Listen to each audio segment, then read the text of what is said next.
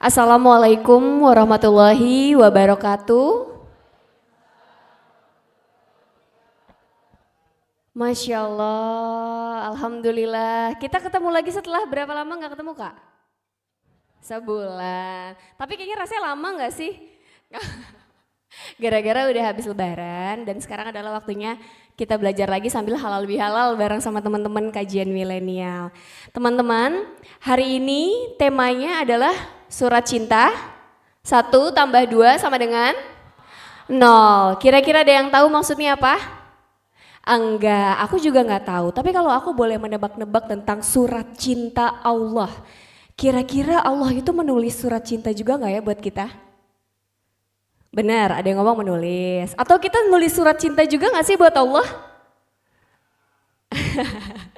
Masya Allah. Jadi teman-teman, selama ini kalau kita dengar kata surat cinta itu pasti sesuatu hal yang manis, sesuatu hal yang mendebarkan atau yang suka bikin senyum-senyum. Tapi apakah surat cinta dari Allah itu membuat kita senyum atau malah membuat kita menangis? Nanti kita akan dengarkan langsung penjelasan dari Ustadz yang mungkin kita akan langsung mentadaburi sebenarnya makna surat cinta Allah ini seperti apa. Baik, tanpa berlama-lama saya akan undang guru kita semua, Ustadz Muhammad Fikri, BA untuk segera masuk hadir ke dalam ruangan. Untuk Ustadz boleh silakan masuk.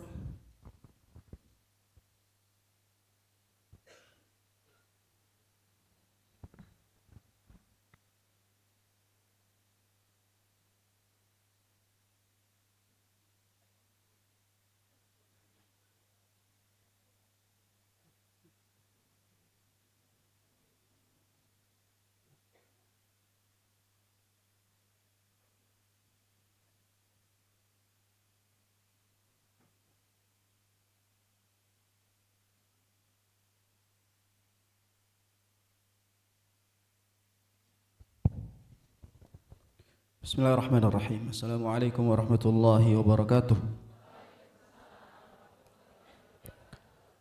Alhamdulillah wassalatu wassalamu ala rasulillah wa ala alihi wa ashabihi wa mawala fala hawla wa la quwata illa billah. Rabbi syrah li sadri wa yassir li amri wahlul uqdatan min lisani yafqahu qawli. Allahumma inna nas'aluka ilman nafi'a wa rizqan tayyiba wa amalan mutaqabbala. Allahumma la ilma lana illa ma 'allamtana fa'allimna ma yanfa'una wa zidna ilma warzuqna fahma. Amin ya rabbal alamin. Saya baru mukaddimah, kameranya udah ngangkat aja. Sabar. Detik belum nyampe semenit. Story-nya sudah banyak, Masya Allah.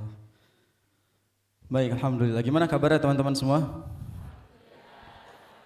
Alhamdulillah, hari ini luar biasa ya. Padat sekali hari ini. Hari ini ramai banget, ruangan ini kayaknya jadi hangat gitu. Jadi panas daripada biasanya. Ini saf udah sampai deket banget sama tanaman ini. Bentar lagi dicemilin ini. Yang laki-laki Masya Allah, ini padat sekali hari ini, barakallahu fiikum. Dan ini merupakan kebahagiaan ya, kita bisa dipertemukan oleh Allah Subhanahu wa taala di pertemuan yang spesial ini setelah kita liburan panjang di bulan Ramadan. Dan memang kajian milenial libur di bulan Maret. Kalau nggak salah 1 Maret waktu itu kita ngaji terakhir, lalu kita lanjut lagi di bulan ini. Alhamdulillah Allah masih pertemukan kita untuk kembali. Dan marhaban bitalibil ilmi, sebagaimana Nabi SAW menyambut para penuntut ilmu dengan ungkapan marhaban ya talibil ilm, marhaban ya talabatul ilm, selamat datang wahai para penuntut ilmu. Nah, kita yang datang di sini tujuannya tidak lain dan tidak bukan adalah ingin mencari ridho Allah Subhanahu wa taala melalui ilmunya dari majelis ilmu. Apalagi hari ini yang akan kita bahas tema yang spesial, di mana ini adalah sebaik-baik majelis. Majelis terbaik yang ada di muka bumi adalah majelis yang di dalamnya dibacakan ayat-ayat Allah Subhanahu wa taala. Majelis yang di dalamnya dibacakan Al-Qur'an, majelis yang di dalamnya dibacakan hadis. Itu adalah majelis terbaik. Sehingga hari ini kita berada di majelis yang terbaik, taman-taman surganya Allah Subhanahu wa taala yang ada di dunia. Dan perintah dari Nabi SAW, kalau kita melewati taman-taman surga, maka hadirilah. Kata Nabi SAW, "Idza marartum biriyadil jannah farta'u." Kalau kalian melewati taman-taman surga, maka hadirilah, hampirilah. Para sahabat bertanya, "Wa ma riyadul jannah ya Rasulullah?" Apa yang kau maksud dengan taman-taman surga? Lalu kata Rasul SAW, "Hilaqul dzikr." taman zikir, yaitu majelis ilmu. Majelis yang di dalamnya dibacakan Al-Quran, dibacakan hadis, itu adalah taman-taman surga yang sejati.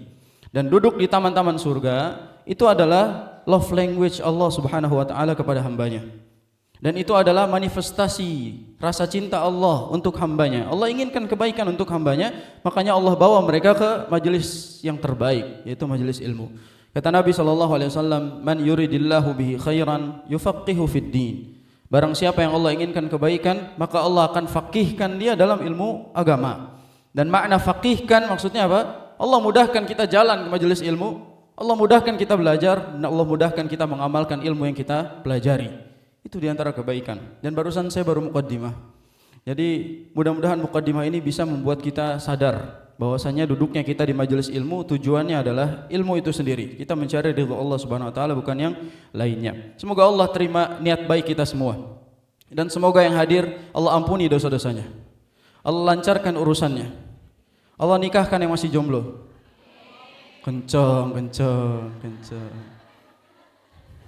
Giliran ampunan, amin pelan tuh. Padahal banyak dosanya. Giliran jodoh, amin gitu. Subhanallah. Semoga Allah Subhanahu wa taala kumpulkan kita juga nanti di surganya. Amin ya rabbal alamin. Teman-teman sekalian, hari ini insyaallah kita akan ngobrol tentang pembahasan yang mana ini adalah episode pertama, di mana episode ini akan berlanjut pada berikutnya. Kalau teman-teman suka maraton series, maraton drakor, hari ini maraton kajian.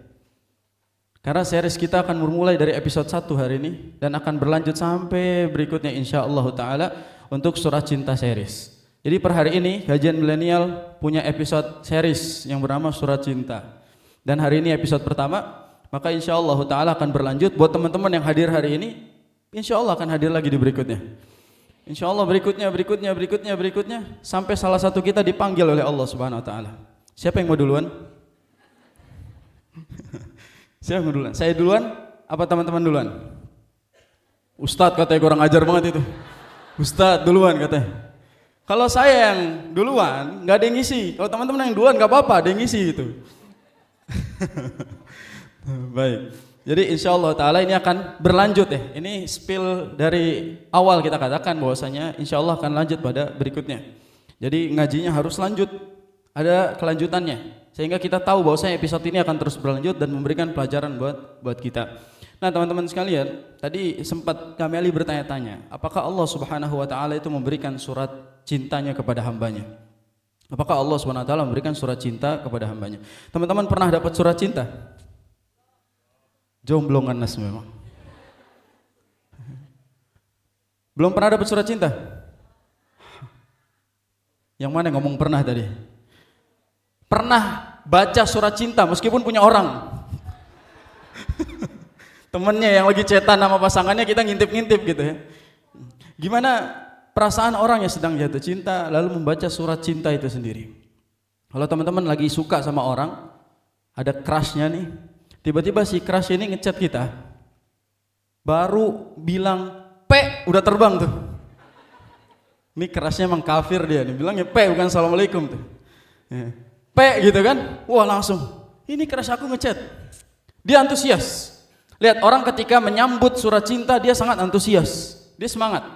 Begitu dia baca, dia tunggu walaupun typing, lama typingnya tuh. Typing gak maju-maju. Ini typing mati gitu. Ditungguin, dia sangat antusias menanti kedatangan surat cinta itu. Sampai akhirnya pesannya muncul, dia sangat senang karena dia mendapatkan surat cinta itu. Apalagi surat cintanya terbalas. Apalagi cintanya terbalas dalam surat tersebut. Anggaplah sekarang surat itu bernama WhatsApp, sehingga kita WA-an sama orang-orang yang kita suka. Lupakan haramnya ya. Sekarang kita bahas sama orang yang halal saja. Dia ngechat kita dalam bahasa cinta yang sangat indah. Pasti kita bacanya pelan-pelan. Orang kalau baca surat cinta itu sambil senyum-senyum, sambil senang, dia per huruf itu dihafalin sama dia. Dia sangat menikmatinya. Dia baca satu-satu sampai akhirnya selesai, dia pasti respon segera suratnya. Dia pasti balas segera karena yang ngasih ini yang paling ia cintai, pesan yang sangat ditunggu-tunggu, isinya juga nyenengin hati dia sehingga dia langsung balas pesannya. Begitulah kira-kira seseorang yang diberikan surat cinta oleh orang yang dicintainya. Tapi apakah hal yang sama terjadi pada kita yang diberikan surat cinta oleh Allah yang sangat mencintai kita? Apakah kita sudah menantinya sebagaimana orang-orang yang jatuh cinta menanti surat itu? Apakah kita membacanya seantusias mereka yang sedang jatuh cinta? Apakah kita tetap menanti sekali panggilan Allah Subhanahu wa taala sebagaimana orang yang sedang jatuh cinta ingin dipanggil orang yang dicintainya? Maka pertanyaan itu kilas baliknya, Allah itu menurunkan surat cinta kepada kita. Allah mengirimkan surat cinta itu kepada kita. Dan surat cinta itu bernama Al-Quran. Al-Quran adalah surat cinta Ar-Rahman. Allah membahasakan Al-Quran itu sebagai surat cintanya. Allah berfirman dalam surat Yunus ayat 57. Ya ayyuhan nas qad ja'atkum mau'izatun mir rabbikum wa shifaa'un lima fis sudur wa hudan wa rahmatan lil mu'minin. Kata Allah Subhanahu wa taala, wahai manusia, telah datang kepada kalian wasiat, nasihat dari Tuhan kalian, dan telah datang kepada kalian obat bagi semua penyakit hati kalian. Dan telah datang kepada kalian petunjuk, guidance dalam hidup kalian. Dan telah datang kepada kalian rahmah, surat cinta dari Allah Subhanahu wa taala untuk siapa? Untuk orang-orang yang beriman. Kalau diperhatikan ayat ini, Allah buka dengan wahai manusia, itu random. Tapi Allah tutup lil mu'minin, dari umum ke khusus. Dari panggilannya umum, wahai manusia, tiba-tiba ditutup jadi orang-orang beriman. Menandakan Al-Quran itu hanya akan menjadi pesan cinta bagi orang-orang beriman, tidak bagi semua orang-orang yang dipanggil sama Allah di awal tadi. Jadi bahasanya kalau misalnya saya tiba-tiba manggil wahai semua yang hadir, itu berarti umum. Tiba-tiba saya bilang terkhusus yang pakai peci, nah itu berarti spesial buat yang pakai peci saja. Dan itu berarti pesannya jadi khusus. Begitulah Allah mengerucutkan pesan dari general, dari umum menjadi spesifik kepada tujuan dan target utamanya, itu orang-orang beriman. Makanya Al-Quran tidak mungkin jadi surat cinta kecuali bagi orang-orang beriman. Sekarang saya tes keimanan teman-teman semua. Siapa yang di sini bawa Al-Quran? Angkat tangan. 1, 2, 3, 4, 5, 6, 7, 8, 9. Laki-laki dari 2.500.000 yang hadir, cuma 2 yang bawa. Sisanya hafal Quran semua. Masya Allah. Perempuan lebih banyak bawa Quran dibandingkan laki-laki. Kata laki-laki, karena saya sudah siap mengimaminya tanpa membuka Al-Quran. Basi. Orang hafal Quran juga bawa Quran kok. Ya, orang yang hafal Quran juga tetap bawa Al-Quran. Lihat dari sekian banyak yang hadir, bisa dihitung tidak lebih dari 10 orang yang membawa Al-Quran. Dan itu semua kita alasankan dengan membawa handphone dan aplikasi Quran yang ada di dalamnya. Ustaz, saya bawa handphone kok ada aplikasi Quran. Di handphone saya aplikasi Qurannya 2, Ustaz. Saya sekali baca 2 katanya. Sadis memang. Jadi dia bawa aplikasi Quran dan dia bilang saya bawa Quran. Ternyata itu beda. Ya. Kayak orang misalnya sangat suka dengan sesuatu, dia pasti akan bawa-bawa barang itu kemana-mana. Dan dia nggak bisa lepas dari barang itu. Kalau ketinggalan dia panik. Makanya para salaf ketika ditanya keadaan dahulu para sahabat dengan Al-Quran, itu seperti keadaan kita hari ini dengan handphone. Handphone kita ketinggalan, kita pasti pulang ambil lagi. Kita pasti pusing, kayak mikir ini handphone saya nggak ke bawah, saya harus balik lagi gimana pun caranya. Tapi kalau Quran yang nggak dibawa, santai aja. Dia bilang meremehkan hal tersebut. Padahal itu adalah pesan cinta dari Allah Subhanahu Wa Taala. Dan kita lihat Quran itu tadi berarti turun untuk 4 hal. Ini harus dicatat nih. Mungkin saya akan kasih kuis di akhir. Kalau nggak salah hari ini ada hadiah ya nggak? Ada hadiah insya Allah. Kita bisa bagi-bagi hadiah hari ini. Jadi yang pertama Al-Quran itu turun sebagai wasiat, nasihat dari Allah Subhanahu Wa Taala. Yang namanya wasiat, semua aturan Allah udah tulis di situ. Semua tata cara, kiat, tips and trick udah Allah tulis di situ. Itu mau'izah namanya. Mau'izah itu artinya arahan dari Allah Subhanahu Wa Taala. Bahasa gampangnya ketika kita beli handphone baru dan kita nggak tahu cara menggunakannya, atau beli alat baru kita nggak tahu cara menggunakannya, kita dikasih buku panduan. Itu mau'izah. Karena dengan cara itu kita bisa mengaplikasikan sesuatu. Maka dengan Quran kita jadi tahu harus kemana kita berjalan. Yang kedua, syifa'un lima fis sudur. Al-Quran itu obat bagi apa yang ada di dalam hati kita. Obat bagi penyakit hati. Meskipun di ayat yang lain Allah Subhanahu wa taala membahasakan Al-Quran sebagai obat dari semua penyakit. Wa nunazzilu minal Qur'ani ma huwa syifaa'un wa rahmatul lil mu'minin. Allah membahasakan dengan bahasa syifa yang lebih lain, lebih luas, obat secara general. Tapi di ayat ini Allah bilang obat bagi penyakit hati. Dan penyakit itu ada 2. Penyakit jiwa dan penyakit apa? Raga. Lahir dan batin. Jadi penyakit itu ada dua, ada raga dan jiwa. Ini saya lagi LDRan sama papan tulis jadi agak malas dikit gitu bangunnya. Jaraknya jauh juga, safar nih ke situ. Lihat, penyakit itu ada jiwa dan raga. Kalau raga berarti semua penyakit yang kita tahu, penyakit-penyakit fisik yang kita tahu, dan obatnya Quran. Ustaz, emang bisa orang pusing kepala pakai Quran? Cobain. Dan Nabi kita SAW ketika ada bagian tubuhnya yang sakit, Nabi bacakan Al-Quran. Di banyak hadis ada satu riwayat yang sahih. Para sahabat itu mendatangi suatu kaum dan ternyata pemimpin kaum tersebut dalam keadaan sakit. Lalu diobati dengan membaca surat Al-Fatihah, sembuh. Al-Fatihah doang, sembuh. Berarti satu surat bisa menyembuhkan penyakit fisik? Betul. Coba, kalau misalnya ada bagian tubuh kita yang sakit, pegang, bacakan Al-Quran. Kita bacakan ayat-ayat sehingga sembuh insya Allah. Nah, berikutnya penyakit jiwa. Penyakit jiwa itu ada dua. Biar nggak mubazir kita tulis. Mubazir memang. Mubazir. Ya Allah ya Rabbi. Nggak jadi. Saya udah safar loh, bayangin. Bukannya dapat rukhsah kan? Baik. Sampai mana tadi? Mubazir. Astagfirullah. Jadi jiwa itu, obat penyakit jiwa itu ada dua. Syubhat dan syahwat. Syubhat dan syahwat. Kalau syubhat, ini penyakit yang bisa merusak ranah spiritual, ranah ibadah. Itu syubhat. Dengan syubhat orang bisa rusak ibadahnya. Dengan syubhat orang bisa tersesat dari ranah spiritualnya. Itu penyakit hati pertama. Orang kalau sudah dimasuki kesyirikan dalam hatinya, maka dia akan melakukan dosa dengan sangat mudah. Berikutnya juga penyakit yang kedua bernama syahwat. Adapun syahwat ini adalah penyakit yang bisa merusak ranah sosial dan mental. Lihat, bagaimana penyakit yang ranahnya sosial dan mental itu mulai dari syahwat. Orang gara-gara syahwatnya itu bisa tercemar nama baiknya, hancur kehormatan dirinya, rusak hidupnya, itu syahwat namanya. Tapi kalau syubhat, dia bisa merusak agamanya. Dan dua-duanya itu penyakit hati. Makanya kenapa di ayat ini secara khusus Al-Quran itu obat dari segala penyakit hati, dan diklasifikasikan pada dua kelompok, obat dari syahwat, obat dari syubhat. Dan syubhat itu adalah perkara yang membuat orang ragu dalam beribadah. Jadi antara yang hak dengan yang batil dia masih bingung, lalu dia berjalan di tengah-tengahnya dalam keadaan ragu, itu namanya syubhat. Jadi itulah yang disebut sebagai syifaun lima fis sudur, obat bagi penyakit hati. Dan memang penyakit hati itu ada dua tadi. Apa saja? Syubhat dan syahwat. Barakallahu fiik. Saya ngelihat yang perempuan nyatat semua, masya Allah. Dan yang laki-laki juga menyimak saja, karena mereka semua Imam Bukhari, dan Imam Bukhari laki-laki, karena mereka semua Imam Syafi'i, dan Imam Syafi'i laki-laki, sehingga hafalan mereka kuat insya Allah, tidak perlu ditanya lagi ya. Saya harap semua di kajian ini mencatat, entah pakai handphonenya atau entah pakai catatannya langsung. Kalau tidak bawa catatan, nanti saya kasih notebooknya, saya kasih tempat buat nyatat, pulpennya dan seterusnya. Kenapa? Karena ilmu itu harus dicatat, diikat. Dan nanti itu yang menjadi saksi di hadapan Allah Subhanahu wa taala. Biasakan setiap duduk di kajian, catat, tulis siapa yang nyampein, tanggal berapa dan di mana.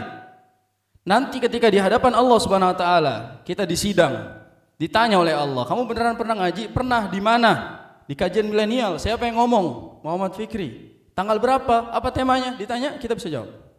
Sehingga kita semua bisa menjadikan itu sebagai saksi dalam hidup kita. Itu yang disebut athar. Itu bekas dalam menjalani proses dunia ini. Kalau tidak bawa itu, story nggak bakalan ditanya nanti. Coba cek storynya kan gitu. Story aja diarsip, masa tulisan nggak diarsip? Maka kita arsipkan ilmu kita, kita pelajari. Ya. Sampai mana tadi?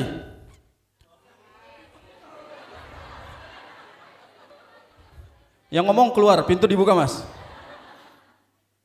Anak ke distract sama orang yang datang penuh sampai saf laki-laki digeser. Terus saf laki-laki yang udah di ujung dia mepet-mepet begini. Astagfirullah, zalim ya. Tapi ala kulli hal cuma perempuan menzalimi laki-laki. Ya, yang laki-laki kegencet itu di pojok sana dia. Semua laki-laki majuan. Kalau nggak muat lega di sini, naik. Itu kosong lihat tuh. Ya, jangan sampai kegencet, kasihan itu yang di belakang. Yang di balik tembok geser, saya nggak ngelihat. Nanti kalau Allah tanya ngaji sama saya apa enggak, saya nggak bisa jawab. Nggak kenal mukanya. Geser, jangan ada di balik tembok. Yang ngantuk kita sepakati, kita apain? Kopi ada ya, kopi gratis di depan, suruh ngopi. Yang ngantuk suruh kopi. Kalau masih ngantuk juga setelah ngopi, kita guyur pakai kopinya. Biar mempan. Oke, ngomong sama kanan kirinya. Tepuk kanan kirinya. Hey, ikuti saya. Hey, kalau saya ngantuk, bangunin ya. Kalau saya ketiduran, kalau saya ketiduran,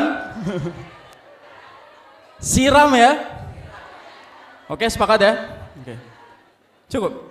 Jadi ketidurin tuh. Astagfirullahaladzim. Ayo, kembali lagi teman-teman sekalian. Jadi dalam turunnya Al-Quran sebagai pesan cinta, itulah cara Allah Subhanahu Wa Taala. Al-Quran turun sebagai pesan cinta. Dan kalau tanya apa love language Allah sebenarnya, diantaranya adalah Allah turunkan Quran. Allah turunkan Quran itu bahasa cintanya Allah Subhanahu Wa Taala. Seandainya Al-Quran tidak diturunkan dan kita tidak dikasih Quran, bingung kita mau ngapain. Justru dengan turunnya Al-Quran kita jadi jelas harus ngapain, aturannya jelas, kita jadi paham mengerjakan sesuatu, punya motivasi dalam mengerjakan amalan. Makanya di ayat berikutnya, di ayat 58 surat Yunus, kelanjutan ayat yang tadi kita bahas, Allah Subhanahu wa taala membahasakan dengan kul bi fadlillahi wa bi rahmatihi fabidzalika falyafrahu huwa khairum mimma yajma'un. Kata Allah Subhanahu wa taala, katakanlah dengan karunia dan rahmat Allah, dengan cinta Allah ini kalian harus senang. Harusnya mereka yang mendapatkan pesan cinta ini berbahagia karena Allah turunkan Quran. Falyafrahu, harusnya bahagia. Jadi orang kalau diturunkan Al-Quran dia bersyukur, dia bahagia. Apa kata Allah? Huwa khairun mimma yajma'un. Dia lebih baik, Al-Quran itu lebih baik daripada apa yang sedang kalian perjuangkan hari ini. Apa yang sedang kalian kumpulkan hari ini, Al-Quran jauh lebih baik daripada itu. Lihat bagaimana rules dalam ayat ini saling berkaitan. Bahwasanya Al-Quran itu turun, kalian harus bahagia. Kenapa? Karena Al-Quran lebih baik daripada apa yang sedang kalian perjuangkan hari ini. Berarti ini pesan cinta Allah lebih baik daripada pesan cinta dia. Pesan cinta Allah Subhanahu wa taala lebih mulia daripada pesan siapapun yang sedang kita sukai. Maka Al-Quran menjadi prioritas di dalam hidup kita, dan satu-satunya pesan cinta yang harus kita baca menjadi satu-satunya pesan cinta yang harus kita taati perintahnya. Karena orang kalau sudah jatuh cinta dan jujur cintanya, dia taat. Syafi'i rahimahullah taala mengatakan apa? Lau kana hubbuka sadiqan la ata'tahu innal muhibba liman yuhibbu muti'u. Kata Imam Syafi'i rahimahullah taala, kalau cintamu jujur, pasti kamu akan taat. Karena orang yang mencintai akan taat kepada yang dicintainya. Itu Allah Subhanahu wa taala. Jadi kalau kita ngaku jujur cinta kepada Allah Subhanahu wa taala dan cinta kita benar, maka kita harus mencintai Al-Qur'anul Karim sebagaimana kita mencintai Allah Subhanahu wa taala. Yang berikutnya, kita sekarang jadi tahu bahwa di antara love language Allah Subhanahu wa taala adalah turunnya Al-Qur'an. Cuma memang ini udah ada gantinya belum ya spidol ya?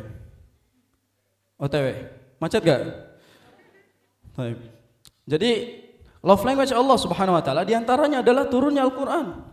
Dan berikutnya di antara love language Allah Subhanahu wa taala adalah memberikan ujian.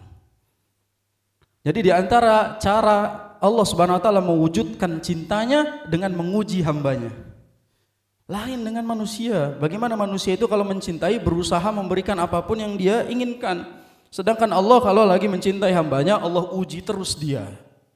Makanya Nabi kita sallallahu alaihi wasallam bersabda, "Inna 'idzamal jazaa ma'a 'idzamil bala wa innallaha idza ahabba qauman ibtalahum." Sesungguhnya besarnya balasan tergantung besarnya ujian. Dan Allah kalau mencintai suatu kaum, Allah uji mereka. Jadi kalau lagi diuji sama Allah, kita sedang dicintai oleh Allah Subhanahu wa taala. Jadi mulai membahasakan ujian sebagai love language Allah Subhanahu wa taala. Mulai membahasakan ujian sebagai manifestasi wujud cinta Allah Subhanahu wa taala di dalam hidup kita. Supaya ketika kita diuji, kita katakan ini Allah lagi cinta sama saya. Ini bukan semata-mata nyiksa, ini Allah cinta sama saya. Jadi ringan kita menjalankan ujian. Jadi bagaimana caranya kita menghadapi ujian itu? Dengan hati meyakini ini bahasa cinta Allah Subhanahu wa taala. Seandainya ujian dianggap sebagai rasa cinta, pasti kita semangat jalaninnya. Enggak apa-apalah, ini namanya juga ujian dalam mencintai, kan gitu. Kayak orang misalnya lagi jatuh cinta, orang yang dicintainya nyuruh sesuatu kepada dia. Tolong beliin saya martabak dong, gitu. Dan itu jam 2 pagi. Tukang martabak kalau enggak jin syaitan kan jam tersebut gitu. Sehingga jam 2 pagi dia bilang, tolong dong beliin martabak gitu, aku ngidam banget nih misalnya gitu. Akhirnya dia berusaha mencari itu kemanapun, dia berusaha jam-jam segitu keluar dalam keadaan ngantuk. Kenapa dia lakukan itu? Dia bilang apa? Ini mungkin ujian supaya saya mencintai dia. Ini cara saya mencintai dia, makanya saya hadapi ujian ini. Dan harusnya begitu juga dihadapkan dengan bagaimana cinta kita kepada Allah. Oh, Allah lagi nguji saya akan hadapi itu karena Allah lagi cinta sama saya.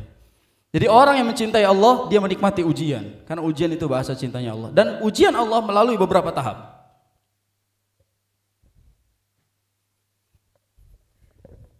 Di antaranya spidol mati adalah ujian Allah Subhanahu wa taala. Ini apa jadinya? Nggak jadi saya tadi menulis. Jadi kita bahas bahwasanya ujian Allah. Ini sih emang kertasnya ini kayaknya. Soalnya nggak kelihatan. Kelihatan nggak? Alhamdulillah. Ujian Allah ini kita bahasakan dengan love language.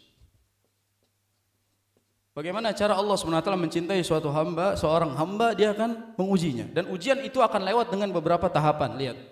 Jadi Allah membahasakannya dengan ujian, kita juga menerimanya dengan ujian. Kita menganggapnya sebagai ujian, tapi prosesnya akan melewati yang disebut sebagai lutf. Apa arti lutf? Kelembutan Allah SWT. Kok tahu? Nyontek ya? Lutf itu artinya kelembutan. Yang berikutnya akan melewati lagi tahap yang disebut sebagai tarbiyah. Apa itu tarbiyah? Bimbingan. Dan terakhir barulah sampai pada puncak yang Allah ingin sampaikan, yaitu rahmah, cinta. Jadi dalam langkah ujian ini sebenarnya tujuannya ke sini. Cuma kita harus lewat proses ini, lewat sini, lewat sini. Sehingga kita ketika diuji oleh Allah Subhanahu wa taala, pasti caranya adalah cara yang paling lembut yang Allah Subhanahu wa taala berikan kepada kita. Makanya setiap ujian Allah kasih sesuai dengan kadar kemampuan. Itu diantara kelembutan Allah Subhanahu wa taala. Berikutnya tarbiyah, setiap ujian pasti ada hikmahnya. Itu yang disebut tarbiyah. Kenapa kita diuji? Alasannya begini. Kenapa kita dibeginikan? Karena alasannya begitu. Itu yang disebut dengan tarbiyah. Kita dididik oleh Allah Subhanahu wa taala. Contoh misalnya Nabi Yusuf. Kenapa sih seganteng Nabi Yusuf harus dilempar, dibuang ke sumur? Kenapa sih Nabi harus mendapatkan ujian sebesar itu? Kenapa Nabi Muhammad harus mendapatkan ujian sebesar itu? Kenapa nggak dispesialkan aja? Justru semakin besarnya ujian dan prosesnya semakin panjang, semakin besar cinta yang ingin Allah hantarkan kepada beliau. Jadi semakin besar paket cintanya, itu perjalanannya semakin panjang. Dan semakin panjang, maka berat ujiannya. Coba kita lihat, Nabi Ibrahim alaihissalam, itu pengen banget punya anak. Dan berdoa bertahun-tahun sampai akhirnya kurang lebih 86 tahun baru Allah kasih anak. 86 tahun bayangin. 86 tahun baru Allah kasih anak, itu perjalanan yang panjang. Tapi sampai akhirnya punya anak, banyak sekali keajaiban yang Allah berikan dalam setiap perjalanannya. Kelembutan Allah, bagaimana Allah mendidik Nabi Ibrahim dan lain-lain. Sehingga beliau siap ketika mendapatkan cintanya. Contoh lagi, tadi Nabi Yusuf. Kenapa misalnya Nabi Yusuf harus dilempar dulu ke sumur? Ternyata di antara cara Allah SWT menyembunyikan Yusuf dari orang yang lebih parah daripada saudaranya, ya ditaruh dulu di sumur. Karena nanti akan diambil dan diterima oleh orang yang bisa menerimanya dengan baik. Kan gitu. Jadi cara Allah memfilter sosok Yusuf yang spesial ini, Allah buang dulu. Nanti ada yang menemukan dan dia dapat tempat yang lebih layak. Gitu caranya. Boleh jadi kita di kantor itu, kita bisa jadi dipecat. Dan ternyata cara Allah Subhanahu wa taala mindahin kita dari kantor yang toksik, bos yang aneh, kerjaan yang gak jelas, adalah dengan cara kita dikeluarkan tanpa sebab. Lalu Allah Subhanahu wa taala kasih dengan pekerjaan yang lain yang mungkin itu bisa menjadi lebih baik dari kita. Itu yang disebut rahmat Allah Subhanahu wa taala. Tapi caranya dipecat dulu, nganggur 2 tahun misalnya. 2 tahun bayangin nganggurnya. Dan dalam 2 tahun kita bakal banyak belajar, iya enggak? Belajar tidur yang baik. Bangun jam 9 gitu. Belajar kebal sama omongan tetangga kan gitu. Tapi kita bakal banyak belajar dan itu kelemah lembutan Allah Subhanahu wa taala. Makanya di antara sifat Allah adalah Al-Latif. Allah Maha lembut. Innallaha latifun biibadihi. Allah itu Maha lembut atas hamba-hambanya. Cuma hambanya enggak paham cara lembutnya Allah Subhanahu wa taala. Kalau dipikir-pikir memang kejadian yang kita dapatkan itu lebih lembut daripada umat sebelumnya. Sekarang saya kasih contoh. Nabi-nabi sebelumnya dengan umat-umat sebelumnya itu kalau Allah tegur langsung azab. Tapi umat sekarang kalau Allah tegur enggak langsung azab. Contoh misalnya kaumnya Nabi Lut. Kaumnya Nabi Lut melakukan kekejian yang tidak pernah dilakukan oleh manusia sebelumnya. Langsung Allah Subhanahu wa taala azab semuanya. Dihabiskan semuanya, diputar-balikan yang atas ke bawah, yang bawah ke atas, dihujani batu, hangus semuanya. Kaum Nabi Lut, kesalahannya adalah satu, dia melakukan hal yang menyimpang dalam masalah seksual. Dia homo misalnya. Dia melakukan kesalahan, langsung Allah habiskan. Kebayang kalau zaman sekarang dengan kesalahan yang sama, Allah habiskan semuanya. Berapa banyak boti di zaman ini. Boti-boti kalau nonton. Betapa banyak boti-boti di zaman ini. Jadi artis, jadi seleb, tayang di TV, saya tegas ngomongnya ini. Laki-laki model bencong seperti itu, subhanallah, kembalilah bertobatlah kepada Allah Subhanahu wa taala. Kalaulah azab ini dilakukan dengan cara Allah yang sama seperti dahulu, habis kita. Ada hadis dari Nabi sallallahu alaihi wasallam, sahih riwayatnya. Kalau ada suatu kaum, ternyata ada kaum yang bermaksiat. Namun yang tidak bermaksiatnya lebih banyak daripada yang bermaksiat, dan dia diam saja, nggak negur, nggak nasehatin, maka Allah akan generalisasi azabnya untuk semua. Kalau para ustadz, para dai nggak ngomong tentang ini sehingga mereka semua berkembang biak, dan kita akhirnya nanti diazab pada satu waktu yang sama di tempat yang sama, wal'iyadzubillah. Makanya dalam hal ini kita saling mengingatkan satu sama lain. Teman kita jalannya sudah mulai melencong kakinya, selengkat.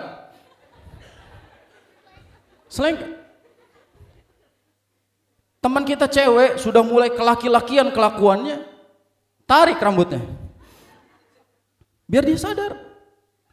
Makanya kita harus saling menasihati, karena azab itu bisa general teman-teman sekalian. Dan itu bahasa cinta. Mengingati itu bahasa cinta. Wa dzakir fa inna dzikra tanfa'ul mu'minin. Saling memberikan peringatan, karena peringatan itu bermanfaat untuk orang-orang beriman. Kita sayang sama mereka, akhirnya kita juga menasihati mereka, menegur mereka. Jadi teman-teman saling bantu, bukan hanya ustadz yang ceramahin yang seperti itu. Saya justru takut ceramahin boti. Ntar dia suka lagi kan gitu. Kan ribet gitu.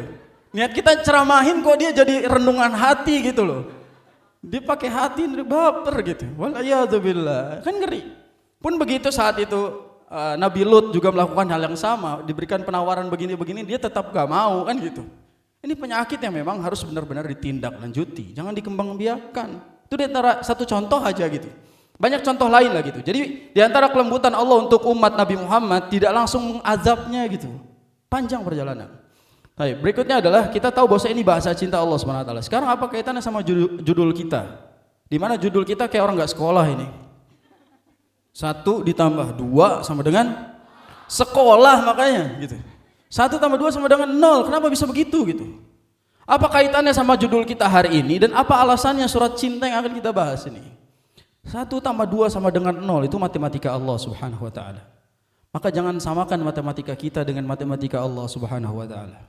Karena Allah Subhanahu wa taala itu menghitungnya dengan rahmat dan kelembutannya. Sedangkan kita menghitung sesuatu dengan akal yang terbatas yang kita miliki. Jadi boleh jadi satu versi yang kita hadapi dengan 2 versi yang Allah berikan itu justru tidak memberikan apapun. Dan ini adalah muqaddimah surat cinta pertama yang akan kita bahas adalah surat Al-Insyirah. Makanya surat 1 tambah 2 sama dengan 0 adalah ketika satu kesulitan Allah Subhanahu wa taala turunkan ditambah 2 kemudahan yang telah Allah siapkan, itu akan menyebabkan masalah kita jadi 0. Maka 1 tambah 2 sama dengan 0 adalah kita punya satu masalah ujian, tapi kemudahan dari Allah itu ada 2.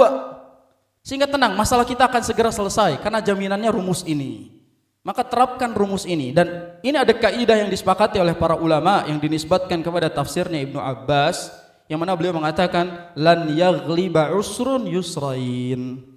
Tidak mungkin satu kesulitan mengalahkan 2 kemudahan yang sudah Allah siapkan. Jadi di dalam menghadapi masalah kita harus yakin balasan solusinya lebih banyak daripada masalah kita.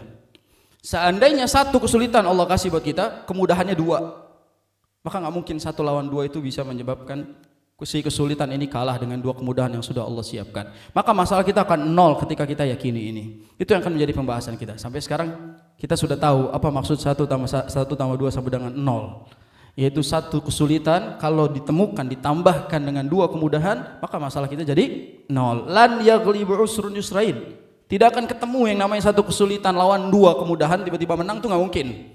Pasti kemudahan akan menang melawan kesulitan yang jumlahnya hanya 1. Di sini kajian kita cukupkan ya.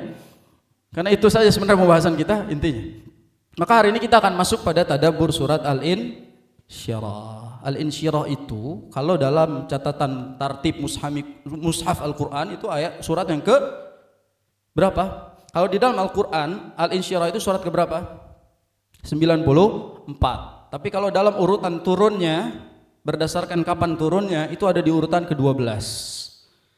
Dan faktanya memang Al-Insyirah turun berbarengan dengan surat Ad-Duha. Sehingga dari segi turun Ad-Duha nomor 11, Al-Insyirah nomor 12. Dan memang secara urutannya di dalam Al-Qur'an nomornya jadi 9394. Bahkan sebagian para ulama tafsir banyak yang mengklaim bahwasanya Al-Duha dengan Al-Insyirah satu surat. Dengan alasan karena satu tema, satu topik, satu alur. Sebagaimana banyak juga ulama yang mengatakan surat Al-Anfal dengan At-Taubah satu surat. Karena memang satu topik, walaupun memang mengkerucut pada masalah-masalah yang berbeda. Secara singkat, ini saya tidak cantumkan di depan, jadi teman-teman harus catat. Al-Duha itu membahas tentang kenikmatan-kenikmatan yang zahir yang Allah kasih kepada Nabi Muhammad. Jadi Allah sebutkan kenikmatan-kenikmatan zahir dalam surat Al-Duha. Yang zahir itu yang nampak gitu. Allah kasih kesehatan, Allah kasih kecukupan hidup, Allah kasih perlindungan, itu nampak namanya. Adapun surat Al-Insyirah itu Allah Subhanahu wa taala menyebutkan nikmat-nikmat yang batin. Jadi kalau yang zahir surat Ad-Duha, kalau yang batin di surat Al-Insyirah. Makanya ketika di dalam fikih, orang kalau sholat rakaat pertama baca Ad-Duha, maka afdalnya ketika rakaat kedua dia baca surat Al-Insyirah. Karena itu satu alur, satu kesatuan. Sehingga kalau kita baca surat Ad-Duha, kita lanjutkan dengan Al-Insyirah, itu satu topik pembahasan yang memang kita bisa mentadaburinya. Maka hari ini kita akan belajar surat Al-Insyirah. Dan Al-Insyirah artinya adalah lapang dada. Sering juga disebut surat Asy-Syarh. Asy-Syarh artinya lapang. Kenapa dalam bahasa Arab menjelaskan itu menggunakan kata syarah? Karena melapangkan pemahaman jadi ngerti. Makanya dalam bahasa Arab syarah itu artinya menjelaskan. Kenapa bisa menjelaskan? Karena melapangkan akal kita sehingga kita jadi paham apa maksudnya. Sehingga kata Asy-Syarh atau Al-Insyirah artinya lapang dada. Orang yang lapang dadanya maka dia akan mudah menghadapi masalah-masalahnya. Teman-teman sekalian, kadang bukan masalahnya yang berat, bukan masalahnya yang berat, yang sulit, tapi ternyata hati kita yang sempit. Jadi bukan masalahnya yang sulit, tapi hati kita yang sempit. Kadang-kala masalahnya mudah, kalau hatinya sempit jadi sulit. Kalau masalahnya susah, hatinya mudah, hatinya lapang, maka terasa mudah. Ada orang menghadapi masalah yang sama, A sama B. Dia dapat masalah yang sama, tapi si A responnya beda dengan B. Masalah yang sama, responnya bisa beda. Kenapa bisa begitu? Karena yang satu Allah lapangkan dadanya, yang satu Allah sempitkan dadanya. Dan itu berpengaruh pada mudahnya urusan. Makanya orang yang lapang dada akan mudah urusannya. Orang yang lapang dada akan mudah urusannya. Sehingga Nabi Musa alaihissalam ketika diutus untuk mendakwahi Fir'aun, idhab ila fir'auna innahu tagha. Musa disuruh mendakwahi Fir'aun, Nabi Musa langsung berdoa dengan doa yang kita hafal, yaitu qala rabbish shrah li sadri wa yassir li amri wahlul 'uqdatan yafqahu waj'al li waziran. Nah, enggak hafal kan? Waj'al li waziran min ahli Harun akhi. Sampai seterusnya. Ini doa yang dibaca oleh Nabi Musa ketika ingin dakwahi Firaun. Pelajaran pentingnya adalah kenapa Nabi Musa harus meminta lapang dada, bukan kemudahan jalan dakwah. Karena yang dihadapi itu ngeselin, pasti bikin hati sakit. Firaun yang dihadapi Nabi Musa. Jadi Nabi Musa tahu, tameng saya bukan tameng ilmu, bukan tameng fisik. Tameng saya adalah tameng hati. Dan ternyata tameng hatinya itu namanya lapang dada. Makanya sebelum minta wa yassir li amri, beliau minta dulu rabbi shrah li sadri. Lapangkan dulu dadaku ya Allah, baru mudahkan urusanku. Jadi kalau doa gitu urutannya, minta lapang dada dulu baru mudahnya urusan. Karena boleh jadi bukan karena urusannya yang susah, tapi hati kita yang terus gelisah. Bukan urusannya yang sulit, tapi hati kita yang terlalu sempit. Jadi ngerespon apa-apa tuh ribet gitu. Kalau ada orang yang memang berlebihan gitu dalam merespon sesuatu, ketika dia dapat masalah kecil tuh kayak lebay banget gitu. Dikit-dikit speak up, dikit-dikit speak up, dikit-dikit bikin story WA. Kesandung batu aja bikin story WA dia. Ya Allah, hari ini batu zalim banget kepada saya. Banyak orang kayak gitu, jangan hanya menertawakannya gitu. Dan banyak memang kenyataannya seperti itu gitu. Akhirnya orang-orang terlalu lebay dalam menghadapi masalah. Itu karena sempitnya dada dia, sehingga dia tidak punya ruang untuk memberikan solusi pada setiap masalahnya. Dan itu yang disebut sebagai lapangnya dada dalam surat Al-Insyirah. Kita masuk pada ayatnya. Siapa di sini yang hafal surat Al-Insyirah? Angkat tangan.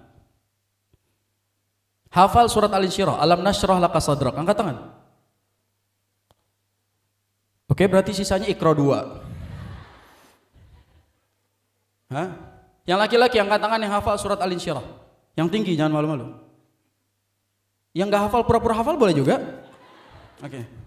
Yang perempuan yang hafal surat Al-Insyirah angkat tangan. Jangan malu-malu. Masya Allah, barakallahu fiik. Cukup. Yang gak ngangkat tuh sebenarnya hafal, cuma lebih dari Al-Insyirah. Saya hafal Al-Insyirah, yang lain juga gitu. Makanya dia yang angkat tangan.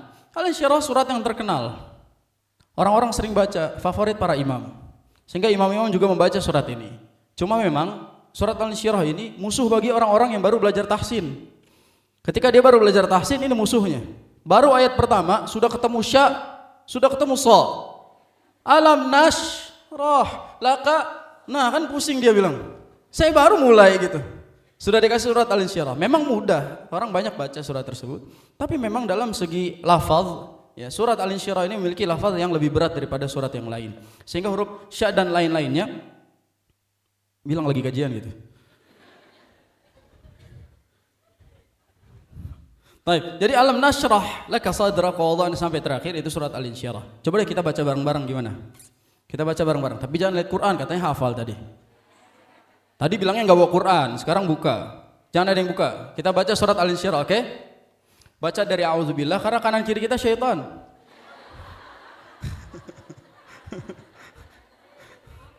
Oke, kita mulai dari auzubillah, bismillah dan alam nasyr bareng-bareng, oke? HP-nya taruh, yang rekam panitia aja. Pengen buat bikin story lagi. Oke? Kita baca dari auzubillah bareng-bareng. A'udzubillahi minasyaitonir rajim. Bismillahirrahmanirrahim. Alam nashrah laka sadrak ووضعنا عنك وزرك الذي أنقض ظهرك ورفعنا لك ذكرك فإن مع العسر يسرا إن مع العسر يسرا فإذا فرغت فانصب وإلى ربك فارغب. Masya Allah, kalau bareng-bareng merdu gitu. Coba sendiri-sendiri. Makanya baca Quran itu minimal bagus buat dirinya sendiri sebelum buat orang lain. Dan memang itu pentingnya kita membaca Al-Quran, bagus untuk kita bacakan. Dan Masya Allah ini dalam catatan sejarah, dalam kajian milenial baru hari ini ngaji bareng. Sehingga orang-orang baca Quran tuh jarang sekali gitu. Dan saya pengen semuanya baca Quran supaya syaitan di ruangan ini keluar gitu. Dan kita netral dari syaitan tersebut. Oke, kita balik pada surat Al-Insyirah. Ayat pertama, alam nashrah laka sadrak. Kata Allah Subhanahu wa taala, bukankah kami telah melapangkan dadamu wahai Muhammad? Lihat bagaimana bahasa cinta Allah Subhanahu wa taala bilang sama Nabi, wahai Nabi, bukankah kami telah melapangkan dadamu? Dan ini tujuannya adalah untuk mengafirmasi positif Nabi SAW agar Nabi kembali memiliki self confidence, pede lagi gitu. Nabi saat itu sedang menanti turunnya ayat dan bingung harus ngapain, sehingga turun surat Ad-Duha untuk menghibur Nabi, turun surat Al-Insyirah untuk menenangkan hati Nabi, untuk menumbuhkan kepercayaan diri Nabi SAW lagi. Allah turunkan ayat ini. Yang berikutnya juga Allah SWT ingin memuji betapa Allah mengangkat derajat Nabi SAW. Maka nikmat-nikmatnya dikasih tahu. Bukankah kami telah melapangkan dadamu wahai Muhammad? Dan definisi melapangkan dada itu boleh jadi maknanya konkret dan boleh jadi maknanya abstrak. Konkret secara hissi itu dadanya Nabi SAW pernah dibelah oleh malaikat Jibril. Tahu ceritanya? Nabi SAW dadanya pernah dibelah oleh malaikat Jibril. Berapa kali? Ada yang mengatakan 3, tapi dalam catatan hadis kita lihat ada dua kali. Jadi 2 kali dadanya Nabi SAW dibelah oleh malaikat Jibril. Yang pertama ketika masih kecil di Bani Sa'ad di Taif. Nabi SAW masih kecil, waktu di Bani Sa'ad dibelah dada Nabi SAW, dikeluarkan hatinya, dibersihkan dari kotoran-kotoran. Dan yang kedua, kali kedua dibelah sebelum Mi'raj ke langit. Sebelum bertemu dengan Allah Subhanahu wa taala, dada Nabi SAW dibelah lagi, dibersihkan lagi isi hatinya, dikeluarkan bekas-bekas yang menyebabkan Nabi SAW memiliki kotoran hati, dikeluarkan semuanya sehingga bersih. Sehingga secara konkret Nabi SAW dadanya pernah dibelah. Dan ini kesaksian dari sahabatnya, dari Anas bin Malik. Beliau mengatakan apa? Ra'aitu atharal makhiyat. Aku melihat bekas jahitan di dada Nabi SAW. Berarti kalau ada bekas jahitannya beneran dibelah atau enggak? Dan ini berarti bukan cuma cerita fiktif, tapi fakta Nabi pernah dibelah dadanya, dikeluarkan. Masalahnya kalau ngisi kajian gini di depan Gen Z, pertanyaan nambah itu. Dokter bedahnya Jibril Ustadz gitu. Nambah. Dicuci pakai air apa Ustadz? Nambah masalah Ustadz sebenarnya ketemu Gen Z tuh. Tapi ala kulli hal karena di sini milenial kan gitu ya.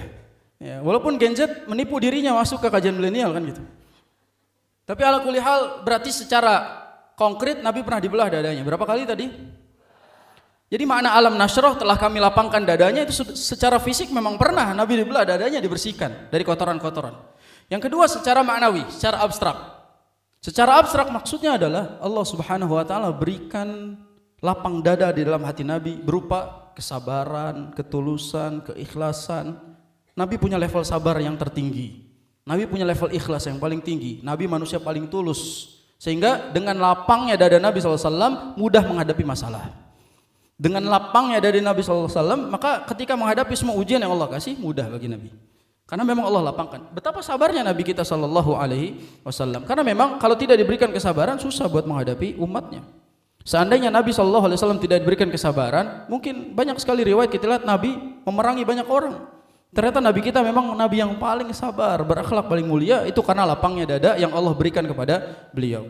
Sehingga Nabi pernah menolak banyak sekali tawaran untuk membinasakan semua kaum. Di antara tawaran-tawarannya adalah misalnya tawaran malaikat gunung kepada Nabi SAW di Taif. Saat Nabi disiksa di kota Taif, malaikat gunung sudah nawarkan apa? Nabi, wahai Muhammad, minta kepada Allah Subhanahu wa taala agar kami bisa angkat gunung ini dan kami habiskan warga Taif. Tapi apa kata Nabi SAW? Jangan, fa innahum qaumun la ya'lamun. Mereka adalah kaum yang tidak mengetahui. Nanti juga mereka belajar. Jadi Nabi tolak tawaran itu. Padahal Nabi sudah berdarah-darah di Taif, ditimpukin, dikata-katain, diusir. Tapi Nabi tolak tawaran itu. Karena lapang dadanya Nabi SAW, Nabi tolak tawaran itu. Coba tawarannya ke saya. Fikri timpakan jamaah kajian milenial ini dengan Monas gitu misalnya. Gas ya Allah. Beda, bukan lapang dada ya memang. Kita tidak diberikan lapang dada oleh Allah Subhanahu wa taala. Nabi SAW diberikan itu. Nabi kuat menghadapi masalah. Nabi ditimpuki kotoran, dikalungi jeroan onta. Tidak pernah marah Nabi SAW. Karena memang Allah yang melapangkan dada Nabi. Itu makna alam nasyrah laka sadrak. Bukankah kami telah melapangkan dadamu? Dan pertanyaan ini makanya menggunakan pertanyaan alam nasyrah. Bukankah kami telah lapangkan? Ini pertanyaan Allah SWT kepada Nabi. Bukankah kami telah melapangkan? Apakah tujuannya ingin menanya Nabi atau ingin ingetin Nabi SAW? Buat apa Allah tanya? Kan Allah tahu. Kenapa Allah bertanya dengan pertanyaan di sini? Bukankah kami telah melapangkan dadamu Muhammad? Jawabannya apa? Iya kan gitu. Nah ini adalah pertanyaan yang tidak perlu dijawab. Sehingga dalam Al-Quran banyak sekali pertanyaan gak perlu dijawab. Karena memang tujuan untuk mengingatkan dan menetapkan sesuatu. Ya kayak misalnya ibu-ibu pagi-pagi ngasih uang anaknya. Kasih jajan. Siang-siang anaknya minta lagi. Minta lagi. Kata maknya bukannya tadi pagi udah. Nah ibunya nanya bukannya tadi pagi udah tujuannya apa? Ingetin kan tadi pagi udah. Sehingga pertanyaan yang sama digunakan agar kita tahu ini diingatkan kembali. Sudah dilapangkan wahai Muhammad, kamu ngapain sedih lagi gitu? Semua sudah dimudahkan oleh Allah SWT. Berikutnya, ayat berikutnya apa? Wada'na anka wizrak. Dan kami telah ringankan bebanmu. Dan wada'a itu artinya meletakkan sesuatu yang ada di atas ke bawah. Contoh konkretnya adalah saya bawa ini, lalu saya taruh di bawah, itu namanya wada'tu. Saya meletakkan itu. Jadi namanya wada'a itu meletakkan dari atas ke bawah. Dan Allah SWT membahasakan wa wada'na anka wizrak, dan kami telah ringankan bebanmu wahai Muhammad, seperti seolah-olah ada beban di punggung Nabi yang sangat berat, lalu Allah angkat dan turunkan bebannya. Dan luar biasanya kata wa wada'na itu dibahasakan dengan diturunkan, bukan diangkat atau bukan diampuni. Kalau bisa aja Allah SWT mengatakan apa? Kami angkat dosamu gitu kan, kami angkat bebanmu. Ya, saya yang angkat kan gitu. Allah SWT bahasakannya beda. Kami turunkan dari atas, kami turunkan ke bawah. Itu menandakan bahwasanya Nabi SAW diringankan bebannya oleh Allah SWT. Dan wizr, kata wizrak itu memiliki banyak tafsir. Tapi kita tulis beberapanya, yaitu yang pertama beban dakwah Nabi SAW. Beban dakwah Nabi SAW. Nabi memiliki atau mengemban dakwah yang sangat berat, mendakwahkan lebih banyak atau kaum terbanyak yang ada di muka bumi ini. Yang berikutnya beban juga adalah beban dosa umat beliau sallallahu alaihi wasallam. Beban dosa umat beliau. Jadi dosa-dosa kita ini jadi beban buat Nabi kita sallallahu alaihi wasallam. Nabi sallallahu alaihi wasallam menganggap dosa kita ini sebagai beban. Makanya Nabi sallallahu alaihi wasallam itu azizun, sangat berusaha ingin yang terbaik buat kalian gitu. Nabi nggak mau kalian melakukan dosa, Nabi nggak mau kalian itu tersesat. Ini beban buat Nabi, kepikiran. Makanya Nabi SAW selalu ingat kita, padahal kita selalu melupakan Nabi SAW. Nah ini yang kedua berarti beban apa? Beban dosa umatnya. Yang ketiga, beban itu maksudnya adalah dosa Nabi SAW. Dosanya Nabi SAW. Pertanyaan saya, apakah Nabi SAW punya dosa? Yang mau jawab angkat tangan, saya ada hadiah. Apakah Nabi SAW punya dosa? Hah? Ya Bu, yang di belakang. Punya? Berapa banyak Bu? Apakah Nabi SAW punya dosa? Punya, tidak. Ada yang bilang punya sambil geleng. Punya. Gak sinkron. Apakah Nabi SAW punya dosa? Jawabannya? Wallahu alam, jawaban terbaik. Jawaban terbaik. Kita jelaskan, ketika seorang nabi memiliki dosa, pasti dosanya tidak mungkin yang tiga ini. Ketika para nabi, semua nabi punya dosa, pasti dosanya bukan yang tiga ini. Yang pertama, gak ada kaitannya sama wahyu. Gak ada kaitannya sama wahyu. Sama Al-Quran tuh gak ada kaitannya. Gak ada kaitannya sama tauhid, gak ada kaitannya. Yang kedua, dosanya pasti dosa kecil, dosa ringan. Gak mungkin dosa besar. Sehingga kalau para nabi melakukan dosa, gak mungkin dosa besar. Yang ketiga, gak mungkin mengerjakan dosa yang menjatuhkan kehormatan dirinya. Menjatuhkan kehormatan dirinya, seperti mencuri, berzina, atau yang lain-lainnya. Gak mungkin para nabi melakukan dosa yang seperti itu. Pasti dosanya tidak mungkin yang tiga ini. Artinya para nabi juga melakukan dosa, tapi tidak mungkin tiga dosa yang kita sebutkan tadi. Apa saja? Yang pertama, tidak ada kaitannya dengan wahyu. Yang kedua, pasti dosa kecil, bukan dosa besar. Yang ketiga, tidak pernah melakukan dosa yang menjatuhkan harga dirinya. Itulah Nabi SAW juga begitu. Dan sehingga Nabi SAW itu memang memiliki dosa, namun pasti tidak tiga ini, dan langsung Allah arahkan agar Allah ampuni. Makanya Allah bilang di surat Al-Fat awalnya apa? Liyaghfira lakallahu ma taqaddama min dzambika wa ma ta'akhkhar.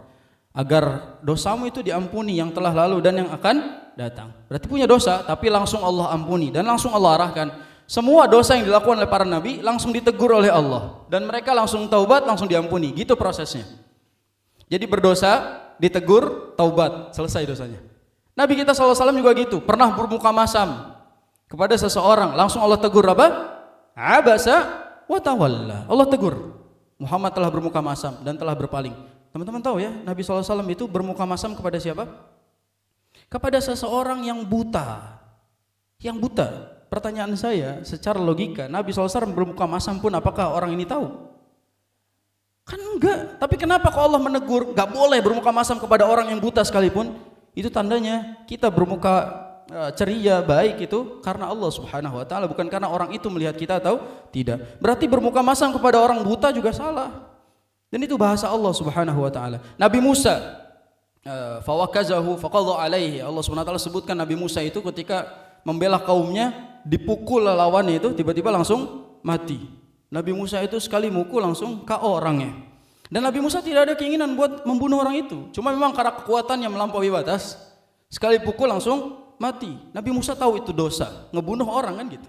Ini mungkin dosa jadinya. Padahal sebenarnya tidak sengaja pertama, yang kedua memang tujuannya untuk membela kaumnya yang terzalimi. Tapi langsung minta ampun kepada Allah Subhanahu wa taala, Rabbi inni zalamtu nafsi. Aku telah menzalimi diriku sendiri, faghafaralah, maka Allah mengampuni dosa Musa dan lain-lainnya. Nabi Adam melakukan dosa atau tidak?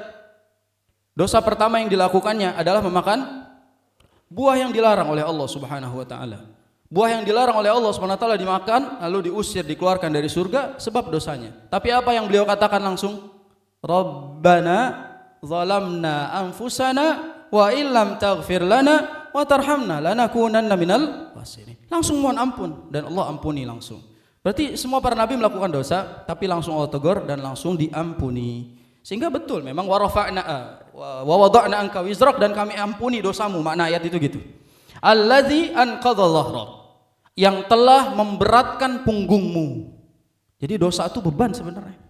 Dan kalau tafsirnya adalah dakwah Nabi, betul itu juga beban yang Nabi pikul. Dosa umatnya betul juga itu menjadi beban fikiran Nabi SAW. Alladzi anqadha dhahrak, yang telah membebani punggung Nabi SAW. Teman-teman pernah bawa beban yang sangat berat sehingga punggung kita tuh jadi sakit gitu. Dan anqadha dalam bahasa Arab adalah beban yang membuat sesuatu jadi bunyi gitu. Kalau onta bawa beban terlalu berat, jalannya bunyi kretek gitu. Itu anqadha. Nah ini maknanya, lihat ayat Quran itu. Ayat Quran itu anqadha dhahrak itu yang bikin punggung kita bunyi kretek gitu. Nah itu saking beratnya beban. Pernah sampai kayak gitu? Setiap hari Ustadz, emang jompo sih sebenarnya. Makanya koyok di mana-mana itu. Sini. Tapi memang begitulah. Dan salah satu yang membebani punggung kita adalah dosa. Dosa itu adalah beban terberat dalam punggung kita.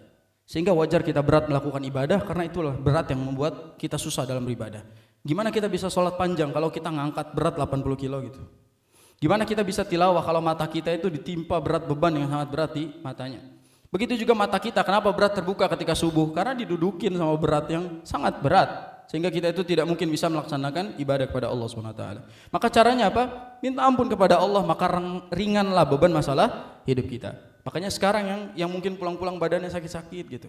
Boleh jadi bukan usianya yang tua, tapi iman yang sudah menua. Boleh jadi bukan usia kita yang bertambah tua, tapi boleh jadi karena iman kita yang sudah kadaluarsa.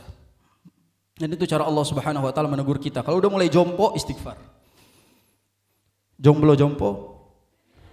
Sudah jomblo jompo. Istighfar. Jadi kalau tiba-tiba suaminya pulang ke rumah bilang ke istrinya, aduh pegel-pegel badan ini. Istrinya bilang istighfar. Astaghfirullahaladzim. Dan memang kalau dipijitin sama istri bilang sekalian sambil istighfar. Ya dia mijitin sama astagfirullah. Jadi pahala. Dan memang karena dosa-dosa kita itulah kita menjadi sakit-sakit badannya. Wajar tarawih kita pengen cepat selesai. Wajar tilawah kita 5 ayat langsung tepar. Wajar juga kalau ngaji kita baru bentar sudah 5 watt gitu. Ini Ustadz ngomong, tadi kan janjinya mau disiram, gak ada yang disiram gitu. Padahal saya ngelihat yang ngantuk gitu. Tapi memang itulah wajar karena dosa-dosa kita tadi, kita jadi berat menjalankan ibadah. Karena memang membebani punggung kita sangat berat. Siapa yang menjamin di sini dosa kita cuma 80 kilo? Siapa yang jamin? Seandainya dosa kita itu dibentuk, diwujudkan, ditampilkan, dosa kita berapa kilo kira-kira? Kita nggak tahu. 80 kilo aja sudah membebani punggung kita, lebih daripada itu. Ya, pernah ngangkat galon di punggung? Kurang kerjaan. Ngapain? Jadi misalnya diangkat galon di punggungnya, terus bunyi kretek, itu anqadha dhahraka. Itu cara bahasa, itu cara tadabur gitu. Coba praktekkan nanti. Oh ini yang namanya anqadha dhahrak kata Ustadz gitu.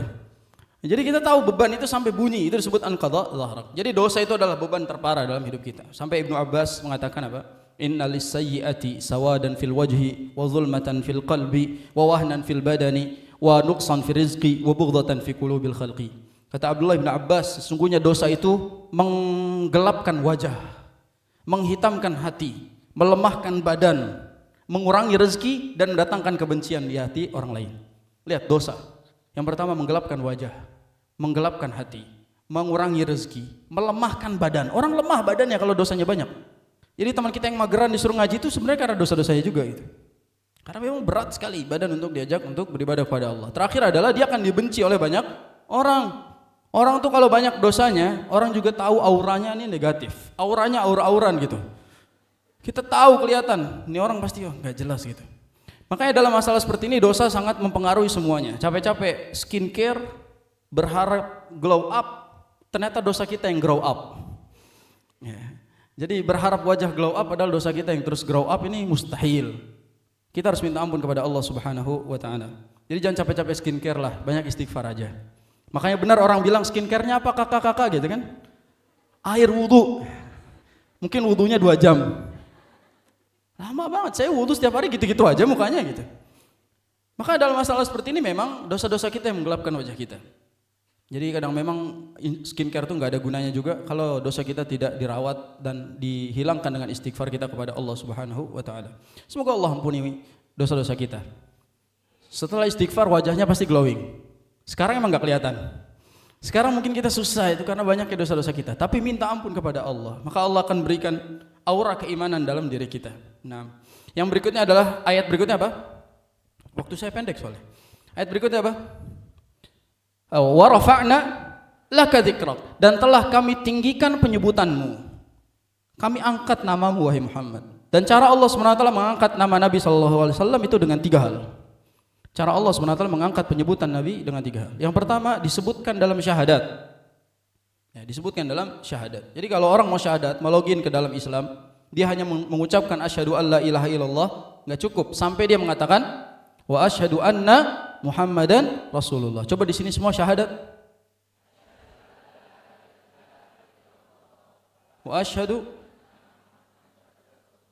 Alhamdulillah semuanya login. Ada yang memang sign in, ada yang memang login, gak punya akun sebelumnya. Ya, kalau di sini teman-teman ada yang non muslim, alhamdulillah barusan telah masuk Islam. Enggak bercanda. Jadi dalam masalah ini adalah disantumkan dalam syahadat. Tanpa asyhadu anna Muhammadar Rasulullah itu enggak bisa. Yang kedua adalah dalam azan. Namanya selalu disebut dalam azan. Makanya kalau ada muadzin asyhadu alla ilaha illallah berikutnya langsung hayya 'alas shalah, salah dia. Karena ada yang kelewat. Itu cara Allah memuliakan Nabi sallallahu alaihi wasallam. Yang ketiga, dengan salawat dan sunnahnya yang bertahan sampai akhir zaman. Salawat dan sunnah yang bertahan sampai akhir zaman. Sehingga salawat kepada Nabi sallallahu alaihi wasallam itu bertahan lama sampai akhir zaman. Begitu juga sunnah Nabi itu ditekankan sampai akhir zaman. Para nabi yang lain syariatnya habis setelah kematiannya. Tapi Nabi SAW syariatnya berlanjut sampai nanti datang hari kiamat. Makanya kita tahu Nabi SAW dimuliakan oleh Allah dengan disebut-sebut namanya. Sekarang kalau kita didengar nama Nabi Muhammad SAW, kita disunahkan baca apa?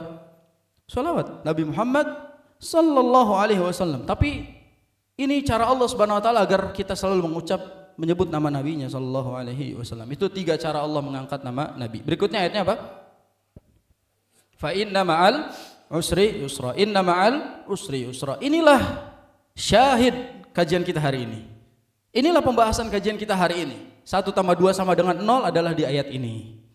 Allah SWT berfirman fa inna ma'al usri yusra, inna ma'al usri yusra. Artinya apa? Sesungguhnya, nah ini selalu baca quotes di truk ini, makanya salah nerjemahinnya. Di truk itu tulisannya gitu, setelah ada kesulitan maka ada kemudahan. Setelah siapa? Ayatnya bukan gitu bunyinya. Fa inna ma'al usri yusra itu artinya dan sesungguhnya bersamaan dengan turunnya kesulitan ada. Kata ma'a itu artinya bukan setelah, ma'a itu bareng. Saya berangkat bareng siapa? Itu ma'a artinya. Jadi saya datangnya barengan. Sehingga kata ma'a itu bersandingan. Setiap ayat yang turun, setiap kesulitan yang turun, maka 2 kemudahan ngikut. Jadi setiap satu kesulitan turun pasti ada kemudahan yang sudah Allah Subhanahu wa taala siapkan. Kenapa sih Ustaz disebut 2 kemudahannya? Dari mana dalilnya? Kesulitan cuma 1, kemudahan ada 2. Padahal kan sama ada 2 itu. Usarnya 2, usernya 2. Kenapa kok begitu? Karena memang dalam tatanan bahasa Arab, saya nggak mungkin bahas di sini. Dalam tatanan bahasa Arab, setiap kata yang definite dan indefinite itu berbeda. Atau dalam bahasa Arab disebut ma'rifah dengan nakirah. Setiap kata yang menggunakan al itu menandakan dia definite, terdefinisi. Jadi kalau terjemahannya jadi gini, kesulitan tersebut gitu. Sesungguhnya bersamaan dengan kesulitan tersebut, ya, berarti kesulitannya sudah diketahui. Akan ada kemudahan dan kemudahannya indefinite. Nakirah, tidak bisa didefinisikan karena memang masih umum. Jadi kayak kita dalam bahasa Inggris tuh ada the dengan tanpa the gitu. Book sama the book beda artinya. Nah ini definite dan indefinite. Begitu juga Al-Quran membunyikan seperti itu. Antara al-usr dengan yusr. Yang pakai alif lam itu al-usr, kesulitan. Berarti yang terdefinisi adalah kesulitannya. Dan itu cuma 1. Dalam bahasa Arab, alif lam itu banyak jenisnya. Di antara jenis alif lam adalah alif lam al-istighraqiyah. Itu alif lam yang isinya sifatnya adalah pengkhususan kepada sesuatu. Sehingga dalam masalah seperti ini, kata al-usr tidak mungkin bisa mengalahkan yusr. Makanya kaidahnya lan yaghliba usrun yusrain. Tidak mungkin 1 kesulitan mengalahkan 2 kemudahan. Intinya setiap ada masalah itu pasti ada obatnya gitu. Makanya Nabi bersabda apa? Likulli da'in dawaun. Wa idza usibu da'ud da'i bara'a bi idznillah azza wajal. Kata Nabi sallallahu alaihi wasallam, setiap penyakit pasti ada obatnya dan orang yang sudah kena obat maka dia akan sembuh bi idznillah azza wajal. Dia akan sembuh atas izin Allah Subhanahu wa taala. Jadi orang yang punya masalah pasti ada solusinya. Dan kalau sudah dapat solusi dari Allah, maka semuanya akan sembuh selesai. Dan Allah sudah jamin itu. Allah Subhanahu wa taala sudah jamin itu semua kepada kita. Hanya saja kita harus mulai positive thinking kepada Allah. Husnudzan kepada Allah Subhanahu wa taala. Yakin setiap masalah yang Allah kasih datang berbarengan dengan kemudahannya, hanya saja waktunya belum tepat untuk berjumpa langsung dengan kemudahannya, karena sinetron yang tidak asik adalah sinetron yang langsung bersambung. Langsung tamat, selesai, dia habis, nggak ada masalah, nggak ada konflik, nggak ada klimaksnya, nggak ada masalahnya, sehingga dia harus terus berlanjut, baru dia menarik hidupnya. Seandainya setiap masalah yang turun langsung ada solusinya, aneh gitu. Kita hidup jadi, mungkin warnanya akan berbeda dengan hidup kita yang banyak lika-likunya. Makanya misalnya ada lika-liku laki-laki yang tak laku-laku kan gitu. Tapi banyak ceritanya gitu. Jadi dia tahu, oh perjalanan begini. Dia lebih dewasa ketika nemu perempuan yang dia sukai, yang sudah Allah jodohkan, dia yakin. Dia tahu perjalanannya. Begitu juga perempuan dapat masalah, diuji, dia tahu, oh ternyata begini rasanya, oh ternyata begitu. Sehingga kita jadi punya banyak pelajaran dalam perjalanan kita diuji oleh Allah Subhanahu wa taala. Makanya kalau pengen melihat bagaimana ujian kita, cobain kalau lagi banyak masalah terus nangis, coba ngaca. Lagi banyak masalah, kita nangis, coba ngaca. Apa yang kita lihat? Pernah nggak lagi nangis gitu, lagi nangis kejar terus ngaca, pernah? Langsung diem gak sih? Kok jelek banget gitu kan? Nah, ternyata memang kalau masalah itu langsung Allah perlihatkan solusinya gak asik. Sebagaimana saat itu kita lagi nangis tiba-tiba ketawa gara-gara ngelihat wajah kita sendiri. Allah sembunyikan itu agar warna sedihnya lebih berarti. Ya, mulai masuk Spotify-nya, mulai masuk galaunya, mulai masuk story-nya, ada ceritanya. Baru akhirnya dia keluar dari rasa sedihnya, ya enggak? Seandainya semua masalah langsung ada solusinya, memang gak asik. Nah, memang perjalanannya memang harus hadapi dulu kesulitan dan nanti Allah kasih dua kemudahan. Berikutnya itu apa? Fa idza faragta fansab wa ila rabbika farghab. Ayat terakhir bunyinya adalah kalau kamu sudah selesai dengan sesuatu, maka lanjutkan dengan sesuatu lain. Jadi kalau kita sudah selesai dengan suatu kewajiban, ikuti dengan amalan-amalan sunnah. Kalau kita sudah selesai dengan satu ibadah, teruskan dengan doa. Itu diantara tafsirannya. Diantaranya Imam As-Sa'di rahimahullah menafsirkan ayat ini dengan kalau kamu sudah selesai sholat, tutup sholatmu dengan doa. Makanya diantara doa yang mustajab adalah doa sebelum salam. Jadi ketika tahiyat tasyahud akhir, kita doa sebelum salam, itu doa yang mustajab. Karena memang ketika kita sholat, kita tutup dengan doa, itu doa yang mustajab. Atau doa setelah kita melakukan sholat fardu, itu juga mustajab. Sehingga dalam masalah seperti ini kalau sudah selesai sholat berdoalah, minta Allah terima amalannya, minta Allah istiqomahkan. Ya. Dan di antara maknanya juga kalau sudah selesai satu hal yang bermanfaat, lanjutkan kegiatan lain, jangan berhenti. Karena air yang berhenti itu mematikan. Sehingga kalau air tidak mengalir dan berhenti, biasanya lebih mematikan daripada yang deras. Kalau kita terus bergerak, kita akan mendapatkan alur yang baik sehingga kita juga tidak akan mati. Kalau jadi anak muda, selesai satu jangan langsung self reward. Jangan langsung self love. Baru kerja capek, dapat gaji, langsung habiskan untuk self reward. Mati namanya.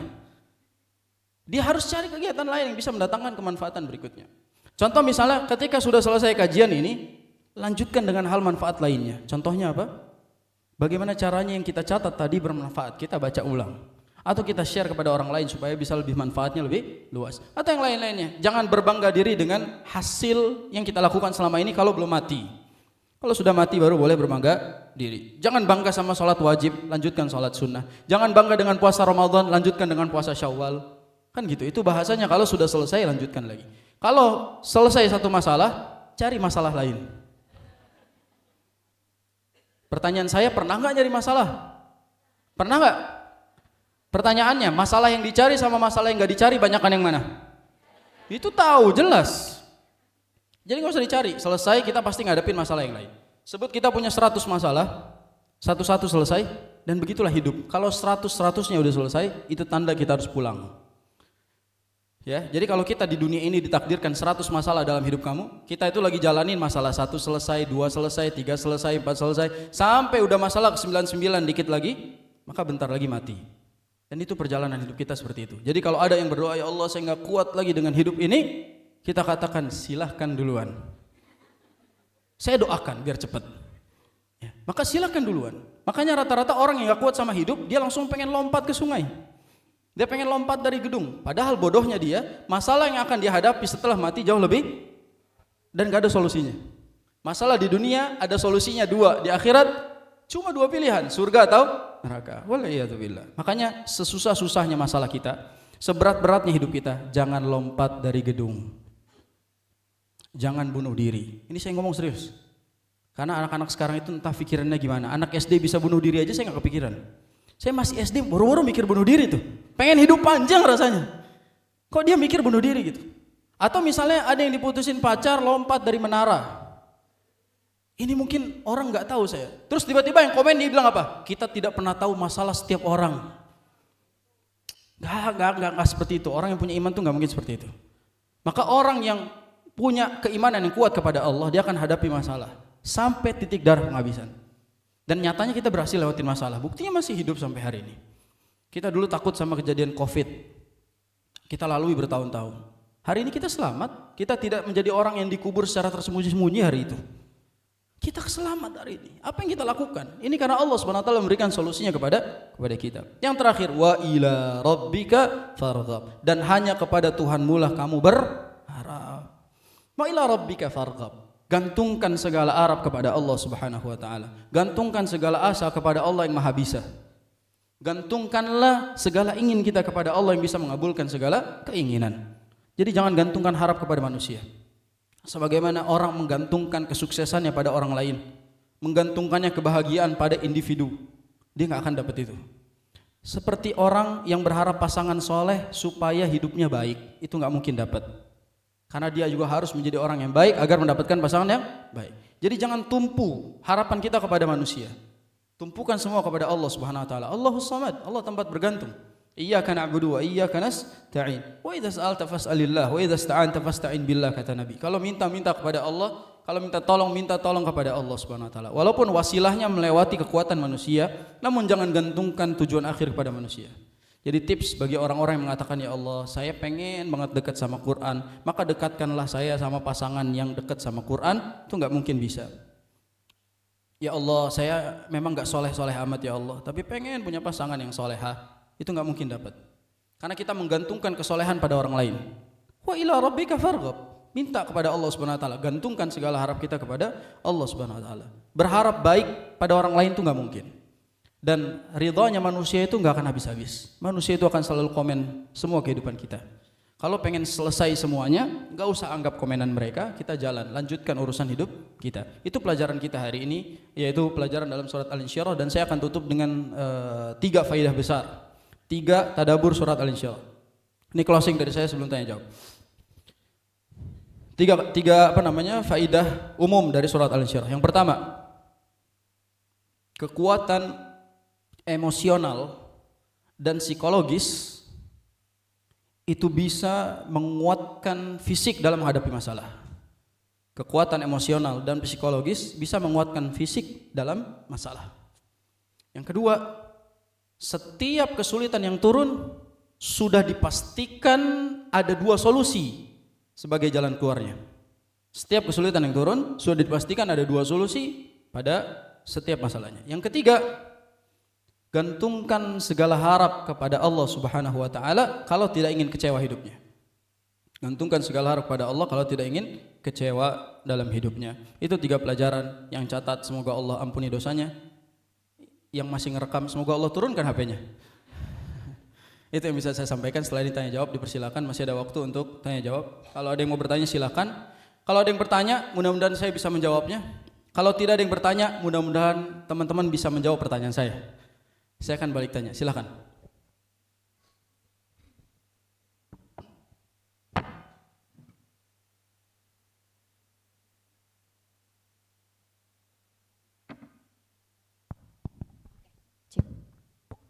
Oke, untuk sesi tanya jawab ini akan diperbolehkan untuk lebih dari 3 penanya. Boleh 5, boleh 6 ya. Boleh langsung angkat tangan. Saya. Waktunya masih banyak Ustadz, 30 menit lagi Ustadz. Oke, 1, 2, 3, 4, 5, 6. Atau Ikhwan ada? Saya nggak ngeliat, maaf. Oh ada banyak, Masya Allah. Boleh. 1, 2, oke. 2 Ikhwan. Dan tadi 1, 2, 3, enggak, itu kamu baru nunjuk. Jangan bohongin aku ya. 3, 4, oke berarti 6 ya. Perempuannya 4 dan laki-lakinya 2.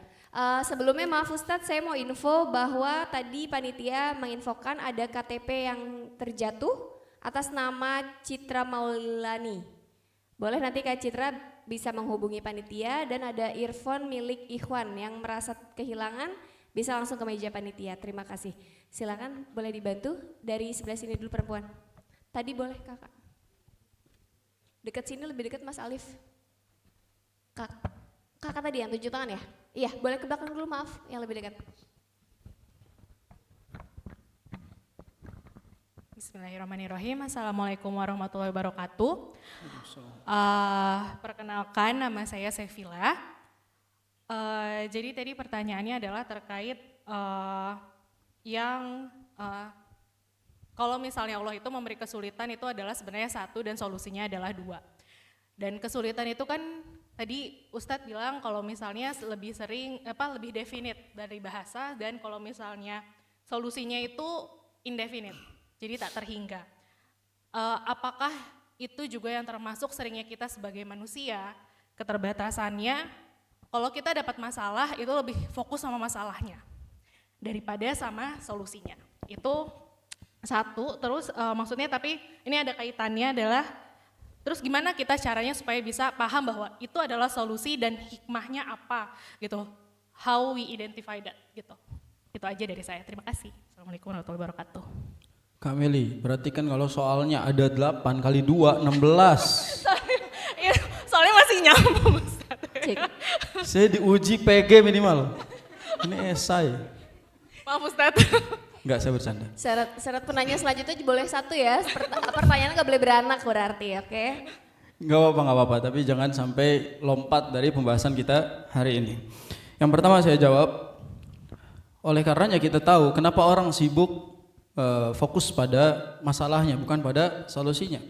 Ini karena memang definisi masalah lebih jelas di mata kita dibandingkan solusinya. Dan memang itu fitrah manusia, karena manusia hanya tahu masalahnya. Solusinya di tangan Allah Subhanahu wa taala. Permasalahannya adalah yang datang belakangan itu kemudahannya solusinya. Maka yang kita tahu adalah apa yang datang duluan. Wajar kalau kita hanya melihat masalahnya tidak memikirkan solusinya, karena enggak usah dipikirin solusinya. Biar kita hadapi saja, Allah yang kasih solusinya. Ini kaitannya sama nomor 2, gimana caranya kita tahu itu solusinya atau bukan? Saya mau tanya, gimana kita tahu sebenarnya kita bisa melewati COVID saat itu? Kita bisa melewati COVID saat itu tuh gimana caranya? Gitu aja sih Ustadz, ngalir aja. Begitu hidup. Begitu. Ustadz, apakah setiap kemudahan itu kayak ada alarmnya gitu? Enggak, begitu aja hidup. Tiba-tiba kita nemuin jalannya, itu dia kemudahannya Allah kasih. Tiba-tiba kita nemu solusinya, maka itulah kemudahannya. Atau tiba-tiba masalahnya selesai dengan yang kita lakukan, maka itulah jawaban kemudahannya. Maka semua akan mengalir begitu saja dan tidak ada alarm khusus. Hanya saja memang kitanya enggak sabaran. Kalau kita sabar, sebenarnya kita sedang berjalan sebagaimana kita berjalan saat itu. Kita melewati semua masalah itu secara perlahan dan mengalir selamat dari semua masalah itu. Maka hari ini kita juga sedang menghadapi masa yang sama, fase yang sama, di mana kita akan melewati kesulitan yang berat di mata kita, namun ternyata solusinya memang sudah ada sebagaimana juga pernah terjadi dalam hidup kita sebelumnya. Langsung saya jawab takdim jawabannya, dan ini jawabannya wallahu a'lam bishawab. Nah, yang kedua silakan.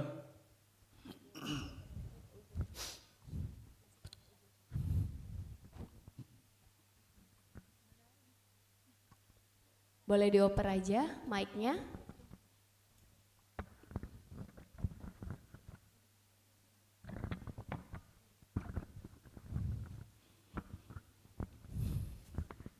Bismillahirrahmanirrahim. Assalamualaikum warahmatullahi wabarakatuh. Assalamualaikum. Perkenalkan, nama saya Riani. Ustadz, saya mau tanya, sebenarnya ini agak sedikit berbeda, tapi ini tentang berkaitan tentang iman. Karena buat saya ini adalah salah satu keujian yang paling berat dalam hidup saya. Mau nangis. Saya lagi keambiguan. Saya pernah hampir talk out dari Islam. Saya sudah mempelajari tentang iman Katolik, ketakumen selama 6 bulan kurang lebih. Yang saya ingin tanyakan tentang keambiguan saya itu belum terjawab 100%, tapi saya balik lagi ke Islam karena saya yakin Islam itu adalah agama yang benar. Yang saya ingin tanyakan itu ketika kita sudah meyakini keimanan Katolik itu sendiri, sedangkan saya udah pernah mempublis bahwa saya menjadi pengikut Katolik, dan ketika saya ingin mengikuti Islam kembali, apakah perlu saya bersyahadat secara ulang di depan umum karena sudah banyak teman-teman yang tahu tentang keimanan saya sebelumnya. Semoga dengan adanya pertanyaan ini Ustadz bisa menjawab secara langsung, karena ini adalah salah satu keambiguan saya sampai saat ini, karena saya belum bersyahadat ulang setelah saya mengikuti ketakumen kemarin. Terima kasih Ustadz, semoga Allah mudahkan kita semua. Amin. Amin, amin. Sebelumnya semoga Allah Subhanahu wa taala istiqomahkan di atas apa yang diyakini sekarang. Dan semoga Allah tidak goyahkan kembali hati hari ini sebagaimana kita pernah goyah sebelumnya. Itu di antara makna Rabbana la tuzigh qulubana ba'da idh hadaitana. Ya Allah, janganlah goyahkan hati kami setelah Engkau memberikan hidayah kepada kami. Memang PR besar setelah dapat hidayah Islam adalah istiqamah dan tidak goyah dengan kanan dan kirinya. Maka minta kepada Allah Subhanahu wa taala, berdoa. Tidak ada yang menjamin bagaimana kita bisa istiqamah sampai mati di atas Islam. Kita hanya bisa berharap kepada Allah Subhanahu wa taala. Itu yang pertama. Yang kedua, semoga keraguannya itu bukan karena kita pernah kecewa dengan sesuatu di dalam syariat Islam ini. Artinya ada yang kadang memang orang itu menjadi tidak sanggup lagi menjalankan syariat Islam hanya karena dia kecewa dengan sesuatu dalam syariat ini, lalu dia mencoba solusinya di syariat yang lain dan dia temukan masalah itu. Maka mudah-mudahan bukan itu masalahnya. Kalau memang itu masalahnya, semoga Allah tidak buat kita goyah untuk berpindah kepada yang lainnya. Yang ketiga terkait dengan syahadat, tentu kita harus tanya dulu, apakah sudah sempat login ke sebelah lalu sudah menyatakan, mendeklar kepada agama tersebut atau belum? Sudah dibaptis secara Protestan. Sudah masuk ke Protestan? Sudah. Setelah berlalu berapa bulan? Kebetulan ini saya ikut kajian ini bulan kedua setelah saya berhenti ketakumen kemarin. Alhamdulillah, berarti istiqomah duduk di kajian ini. Iya, tapi saya belum syahadat kembali. Saya tidak pikirkan syahadat kembali, karena yang lebih penting daripada masuk Islam adalah menjalankan Islam itu sendiri sebelum akhirnya mendeklarasikan. Karena dalam Islam yang lebih penting daripada deklarasi adalah apa yang dia yakini dan jalankan. Maka dalam masalah ini pertanyaan saya berikutnya adalah, ketika kita sudah masuk ke server yang lain, lalu sudah login di sana, pas kita balik lagi, pernah syahadat sendiri atau tidak? Pernah syahadat sendiri, bertaubat kepada Allah, ya Allah saya salah kemarin ya Allah gitu. Sudah ya Allah saya salah, saya mau bertaubat, dan sudah syahadat sendiri lagi, sudah. Dan itu sebenarnya sudah cukup. Akan tetapi untuk mendeklarasikannya kepada umum, maka dia harus sampaikan kepada orang-orang yang pernah ia posting sebelumnya. Maka kalau pernah posting login ke sebelah, posting lagi, kita sudah kembali lagi dan minta hidayah kepada Allah Subhanahu wa taala. Adapun deklarasi ulang, syahadat ulang dan lain-lain itu hanya untuk sesuatu yang meyakinkan umat mengetahui bahwasanya saudari kita sudah kembali lagi ke jalan Islam. Ala kulli hal, apa-apa yang kita lakukan di dalam kesendirian itu sudah cukup, bertobat kepada Allah. Yang penting yakini dalam hati, jangan mau balik lagi kepada kesalahan yang sama, dan kita istiqomah untuk berjalan lagi ke jalan yang akan kita hadapi di depan. Kalau berat, ceritakan masalah itu kepada orang lain. Jangan pindah ke agama yang lain. Kalau susah, minta tolong saudaranya, karena di antara hak saudara sesama Islam adalah menolong saudara yang sedang kesulitan. Minta tolong dia. Dia punya hak, kamu punya hak untuk dibantu, sehingga tidak perlu sampai berpindah lagi kepada keyakinan-keyakinan yang lain. Mudah-mudahan Allah istiqomahkan kita semua. Dan tadi kita sudah syahadat semua, insya Allah sudah deklarasi. Dan semoga Allah SWT terima syahadat kita. Amin ya rabbal alamin. Nah, yang ketiga. Yang cowok dulu. Yang cowok dulu, kita seling ke yang cowok dulu.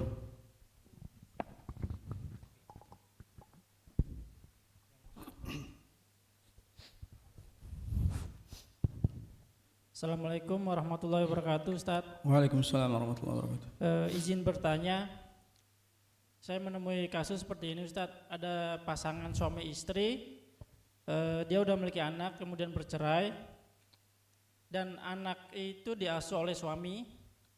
Alasannya istri ngejar karir gitu ya. Yang ingin saya tanyakan, adakah kewajiban istri terhadap anak tersebut? Yang pertama, agak keluar sedikit dari tema, tapi pertanyaan ini termasuk kesulitan. Dan kalau diumumkan kata sulit, semua orang punya banyak masalah, dan pertanyaan berikutnya pasti kayak gini. Tambah esai lagi pertanyaannya. Oke, jawaban saya teman-teman sekalian, bahwa ketika seseorang berpisah, bercerai, dan dia sudah memiliki anak, ya, status anak ini nanti ikut ke ibu atau ke bapak kah? Siapa yang wajib sebenarnya menafkahi anak tersebut? Atau apa saja kewajiban dari masing-masing pihak? Yang pertama, kewajiban nafkah, baik secara pakaian, pendidikan, makan, dan lain-lain, itu masih juga ditanggung pada ayah kandungnya. Itu secara nafkah. Yang berikutnya, adapun kewajiban ibu kepada anak ini, misalnya sudah tidak tinggal sama anak ini ikut ke bapaknya, maka kewajiban ibu adalah satu, menyayanginya. Dia harus memberikan kasih sayang seorang ibu kepada anak tersebut selamanya. Jadi dia tidak nafkahi dengan uang, tapi dia nafkahi dengan rasa, perhatian, kenyamanan, kebahagiaan. Itu yang harus dinafkahi. Maka kalau bercerai, sebagaimana kita menikah itu dengan perencanaan, maka bercerailah dengan perencanaan, jangan bodoh. Memang cerai itu sesuatu yang dibolehkan dalam Islam, walaupun kita berdoa dijauhkan dari semua itu. Cuma permasalahannya, kalau itu terjadi, jangan bodoh dalam mengambil tindakan tersebut. Karena kita mengorbankan satu insan yang tidak bersalah, itu anak ini.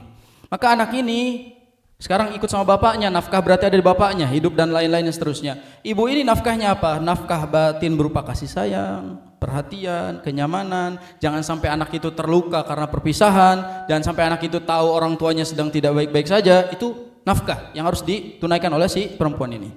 Memang dalam hukum bab al-hadhanah, hak asuh, ketika perempuannya tadi faktornya tidak tertarik, nggak ngurus, apalagi sudah mau nikah lagi dengan yang lain, si anak ini pindah asuh ke bapaknya. Selama bapaknya masih sendiri, hak asuh itu ada di tangan bapaknya. Kalau ibu ini sudah punya suami baru, nikah lagi, bikin franchise baru,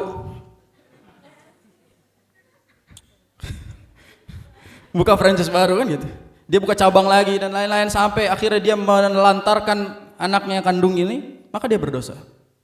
Seharusnya dia tetap memberikan kasih sayang yang sama, sebagaimana dia juga sayang sama anak barunya dengan suami yang lain. Maka itu tugas perempuan adalah menghadirkan kasih sayang selamanya untuk si anak.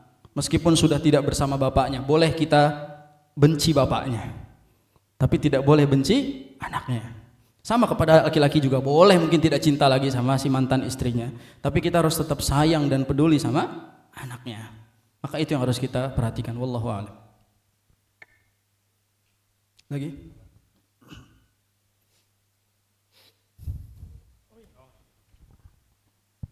Bismillahirrahmanirrahim. Assalamualaikum warahmatullahi wabarakatuh. Waalaikumsalam.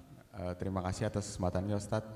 Saya izin bertanya, namun mungkin pertanyaannya sedikit agak keluar topik tadi, tapi karena tadi Ustadz. Saya udah tahu. Karena tadi ada menyinggung sedikit, jadi saya ingin menanyakan perihal tadi bunuh diri Ustadz. Mas. Enggak Ustadz. Istighfar. Bukan saya Ustadz. Mas pegangin temannya, samping pegangin teman itu. Ayo. Ini Ustadz, apakah semua kasus bunuh diri itu akan berakhir di neraka Ustadz? Karena seperti yang tadi Ustadz juga contohkan, bahwa berita yang beberapa waktu lalu viral bahwa anak SD kelas 4 SD itu meninggal dan sebabnya itu karena kemiskinan yang ekstrim Ustadz. Mungkin karena tidak bisa membeli alat tulis sehingga mungkin dia memutuskan untuk bunuh diri. Dan mungkin kan karena anak SD itu kan mungkin dia belum balik secara akal dan juga secara fisik belum balik, yang mana belum dikenakan dosa. Mungkin seperti itu Ustaz. Terima kasih. Alhamdulillah contohnya bukan Mas sendiri ya. Saya udah takut tadi mengenai bunuh diri Ustadz. Wah, ini udah memberikan klarifikasi tentang bunuh diri teman-teman sekalian. Apakah semua orang yang bunuh diri tempatnya di neraka? Tentu neraka atau surga itu urusan Allah Subhanahu wa taala. Tapi nas hadis yang disebutkan oleh Nabi SAW tentang ciri-ciri, tentang akhir hidup, tentang ending dan lain-lainnya, kita harus yakini dan imani. Ketika Nabi SAW menyebut barang siapa yang membunuh dirinya maka tempatnya di neraka, maka ini keumuman hadis. Hadisnya umum, barang siapa membunuh diri maka tempatnya di neraka. Ini umum. Tapi mungkin ada kasus-kasus di bawah itu, dia memang belum pada syarat mukallaf atau taklif.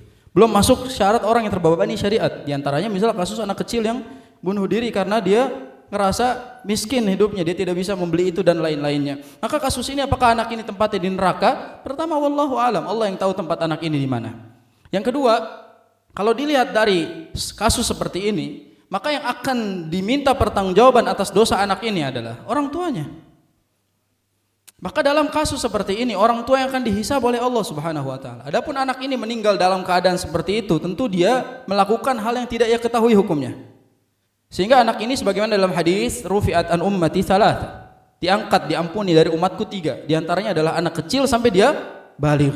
Jadi kalau anak kecil ini belum baligh dan dia melakukan satu dosa lalu wafat di atas itu, semoga Allah ampuni. Cuma yang nanti diminta pertanggungjawaban adalah orang tuanya. Maka sekarang PR-nya adalah orang tuanya harus banyak istighfar, mohon ampun kepada Allah atas dosa yang ia lakukan, menyebabkan anaknya mengambil tindakan seperti itu. Saya nggak tahu masalah apa yang ada di kepala si anak itu, sampai dia mengambil keputusan seperti itu gitu. Dan ketika anak kecil sudah ada ke jalur ke sana, berarti beban di kepala itu terlalu berat untuknya.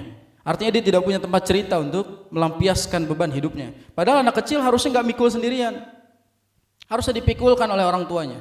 Nah kali ini, dalam kesempatan ini, mungkin dia punya orang tua yang tidak mau memikul bebannya. Maka kasus ini dilemparkan pada orang tuanya yang bertanggung jawab atas kesalahan anaknya ini. Nanti wallahu a'lam, mudah-mudahan anak tersebut Allah ampuni dan masuk ke dalam surga karena memang berada di usia yang belum baligh. Yang berikutnya orang tuanya dihisab, semoga selama perjalanan hidupnya sempat bertaubat kepada Allah Subhanahu wa taala dan mulai mempertimbangkan soal tarbiyah yang baik buat anaknya. Sehingga anaknya tidak lagi kepikiran ke sana. Sehingga anaknya tidak ada lagi pola pikir seperti itu. Atau kalau dia punya anak lagi yang lain, semoga anak lain tidak mencontoh saudaranya. Itu tanggung jawab dia. Kalau sampai terjadi lagi maka dosa ini berulang, waliyadzubillah. Maka kasus-kasus seperti ini memang kita tahu anak ini tidak langsung divonis. Dan memang kita tidak bisa memvonis seseorang di neraka atau di surga. Hanya saja ciri-ciri, karakteristik bisa kita luruskan. Siapa yang salah dan semoga Allah ampuni yang salah. Nah, wallahu a'lam. Silakan balik lagi. Mau nambahin Ustadz, yang bakal dihisap nanti juga pemerintah mungkin Ustadz, selain orang tuanya.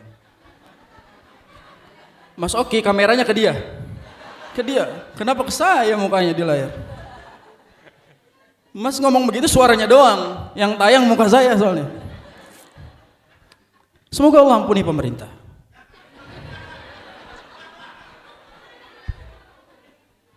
Kita doakan semoga Allah Subhanahu wa taala ampuni semua kebijakan-kebijakan yang zalim. Dan semoga Allah Subhanahu wa taala membimbing, mengarahkan mereka untuk adil dalam memenuhi jabatannya. Semoga Allah Subhanahu wa taala sadarkan para koruptor. Dan Allah buat mereka sadar di dunia sebelum Allah azab nanti di akhirat. Kurang berani apa tuh? Lanjut. Assalamualaikum warahmatullahi wabarakatuh. Salam. Nama saya Mahmuda Ustadz, terima kasih untuk kesempatannya. Ustadz, jika salah satu wujud cinta Allah itu dengan memberi ujian, rasanya kayak kehidupan saya ini ujiannya tuh selalu berlanjut dan terus menerus Ustadz. Ketika satu belum selesai, ada lagi, satu lagi, seperti itu terus saya rasa begitu Ustadz. Ketika saya sudah berada di titik lemah dan pasrah kepada Allah, maksudnya aku harus gimana ya? Gimana jalan yang harus aku lakukan biar rasanya tuh nggak berat Ustadz. Karena memang rasanya nggak berhenti-berhenti, selalu ada. Saya rasa ini belum selesai, nyambung lagi gitu Ustadz. Dan sekarang tuh kayak saya harus bersikap seperti apa supaya anak-anak saya tidak ikut merasakan apa yang saya rasakan Ustadz. Maksudnya bagaimana sikap dan penjelasan saya terhadap anak-anak saya. Ketika karena saya tidak bisa menyembunyikan ketika saya sedang sedih gitu, dan kemudian anak saya bertanya itu seperti apa sebaiknya saya menjelaskan kepada mereka Ustadz. Terima kasih. Baik, yang pertama semoga Allah ringankan masalahnya, Allah berikan solusi, Allah mudahkan yang sulit, dan semoga Allah Subhanahu wa taala jadikan masalahnya sebagai kafarat bagi dosa-dosanya. Sebenarnya teman-teman yang di belakang ngomong saya juga Ustadz gitu. Sebenarnya Ustadznya juga pengen ngomong saya juga gitu. Dan memang semua kita begitu. Semua kita diuji oleh Allah Subhanahu wa taala. Kata Nabi sallallahu alaihi wasallam, "Innal faraja ma'al karb wa inna ma'al usri yusra." Kata Nabi sallallahu alaihi wasallam, sesungguhnya keberhasilan itu dicapai bersamaan dengan perjuangan kita. Kita harus berjuang, kita sakit dulu. Dan sesungguhnya bersama dengan kesulitan ada kemudahan. Itu kata Nabi sallallahu alaihi wasallam. Dan kita tahu setiap masalah itu menjadi kafarat bagi dosa kita. Memang masalah itu berpindah-pindah. Kalau perhatikan hadis dari Nabi sallallahu alaihi wasallam tentang masalah, itu tuh kayak episodenya pindah-pindah.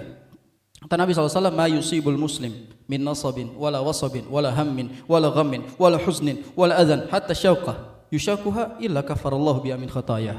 Kata Nabi SAW, tidaklah seorang muslim diuji dengan rasa lelah, rasa gelisah, rasa gundah, rasa sedih, gangguan, sampai ditusuk oleh duri, kecuali akan menjadi kafarat bagi dosa-dosanya. Lihat bagaimana perpindahan-perpindahan itu dalam hadis. Dan kata Nabi SAW, idza shtaddat musibatuka falyadhkur musibati. Kalau sudah mulai terasa berat musibahmu, ingat musibahku. Kata Nabi SAW. Itu pertanda kalau kita sedang merasa si paling berat sekali masalahnya, kita katakan, ya Allah, sungguh masalah Nabi dan musibah Nabi lebih berat, tapi Nabi memberikan solusi itu kepada kita. Itu yang pertama. Yang kedua, soal anak. Bagaimana supaya dia tidak mengetahui masalah kita. Secara fitrah kita memang pandai menutupi masalah, namun ada puncak di mana kita gagal menutupinya. Dan itu maklum biasa. Tinggal kita bahasakan kepada anak, mama kenapa nangis? Nggak apa-apa, nah habis motong bawang, kan gitu. Kita ajarkan dia dengan bahasa-bahasa kita. Kita nggak perlu sampaikan ini pinjol gitu. Dia juga bingung.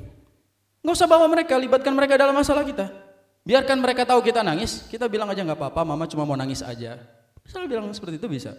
Atau misal ketika mau nangis tutupin pura-pura gitu, enggak kelilipan, gak ada masalah. Kita tahu ibu kita selalu melakukan itu dan kita juga tahu dia sebenarnya punya masalah. Ya, kita paham wajah orang tua kita lagi banyak masalah tapi dia tidak sampaikan kepada itu. Dan sering kita katakan laki-laki tidak pernah bercerita, tiba-tiba gila aja dia gitu. Ya. Kita tahu bapak kita nggak pernah cerita sama kita, tapi tiba-tiba dia marah-marah sendiri, iya nggak? Memang begitu laki-laki. Ya. Dan memang kita merasakan seperti itu, apalagi yang sudah menjadi bapak, dia tahu rasanya. Memang kadang-kadang emosi tinggi sekali gitu. Ketika lagi banyak masalah, memang itu cara pelampiasannya. Dan memang cara seperti ini harus diredam. Kalau mau dilampiaskan jangan di depan anak-anak supaya mereka tidak tahu masalah tersebut. Nah, wallahu a'lam bishawab. Terakhir karena udah azan asar.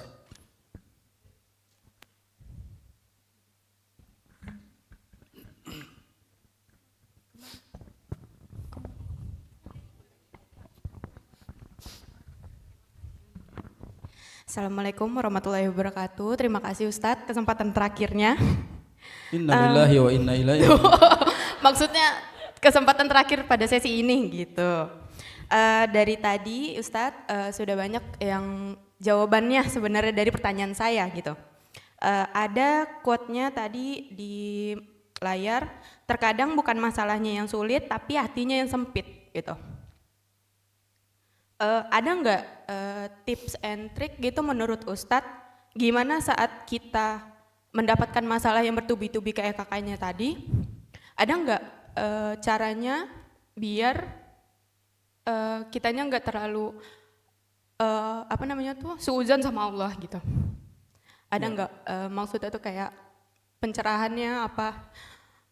Iya, kenapa sih kita suka zolim gitu jadinya sama Allah gitu? Gimana cara kita untuk merubah mindset kita kalau mendapatkan hal-hal yang buruk gitu dalam satu waktu bersamaan gitu. Terima kasih Ustadz. Baik, mudah-mudahan ini menjadi closing dan memang kunci masalah itu adalah lapang dada. Maka saya tutup dengan 10 sebab datangnya lapang dada. Foto aja yang ada di layar. Jadi 10 sebab datangnya lapang dada sehingga kita bisa menghadapi masalah. Closing yang bagus, bridging yang bagus pertanyaannya, Masya Allah.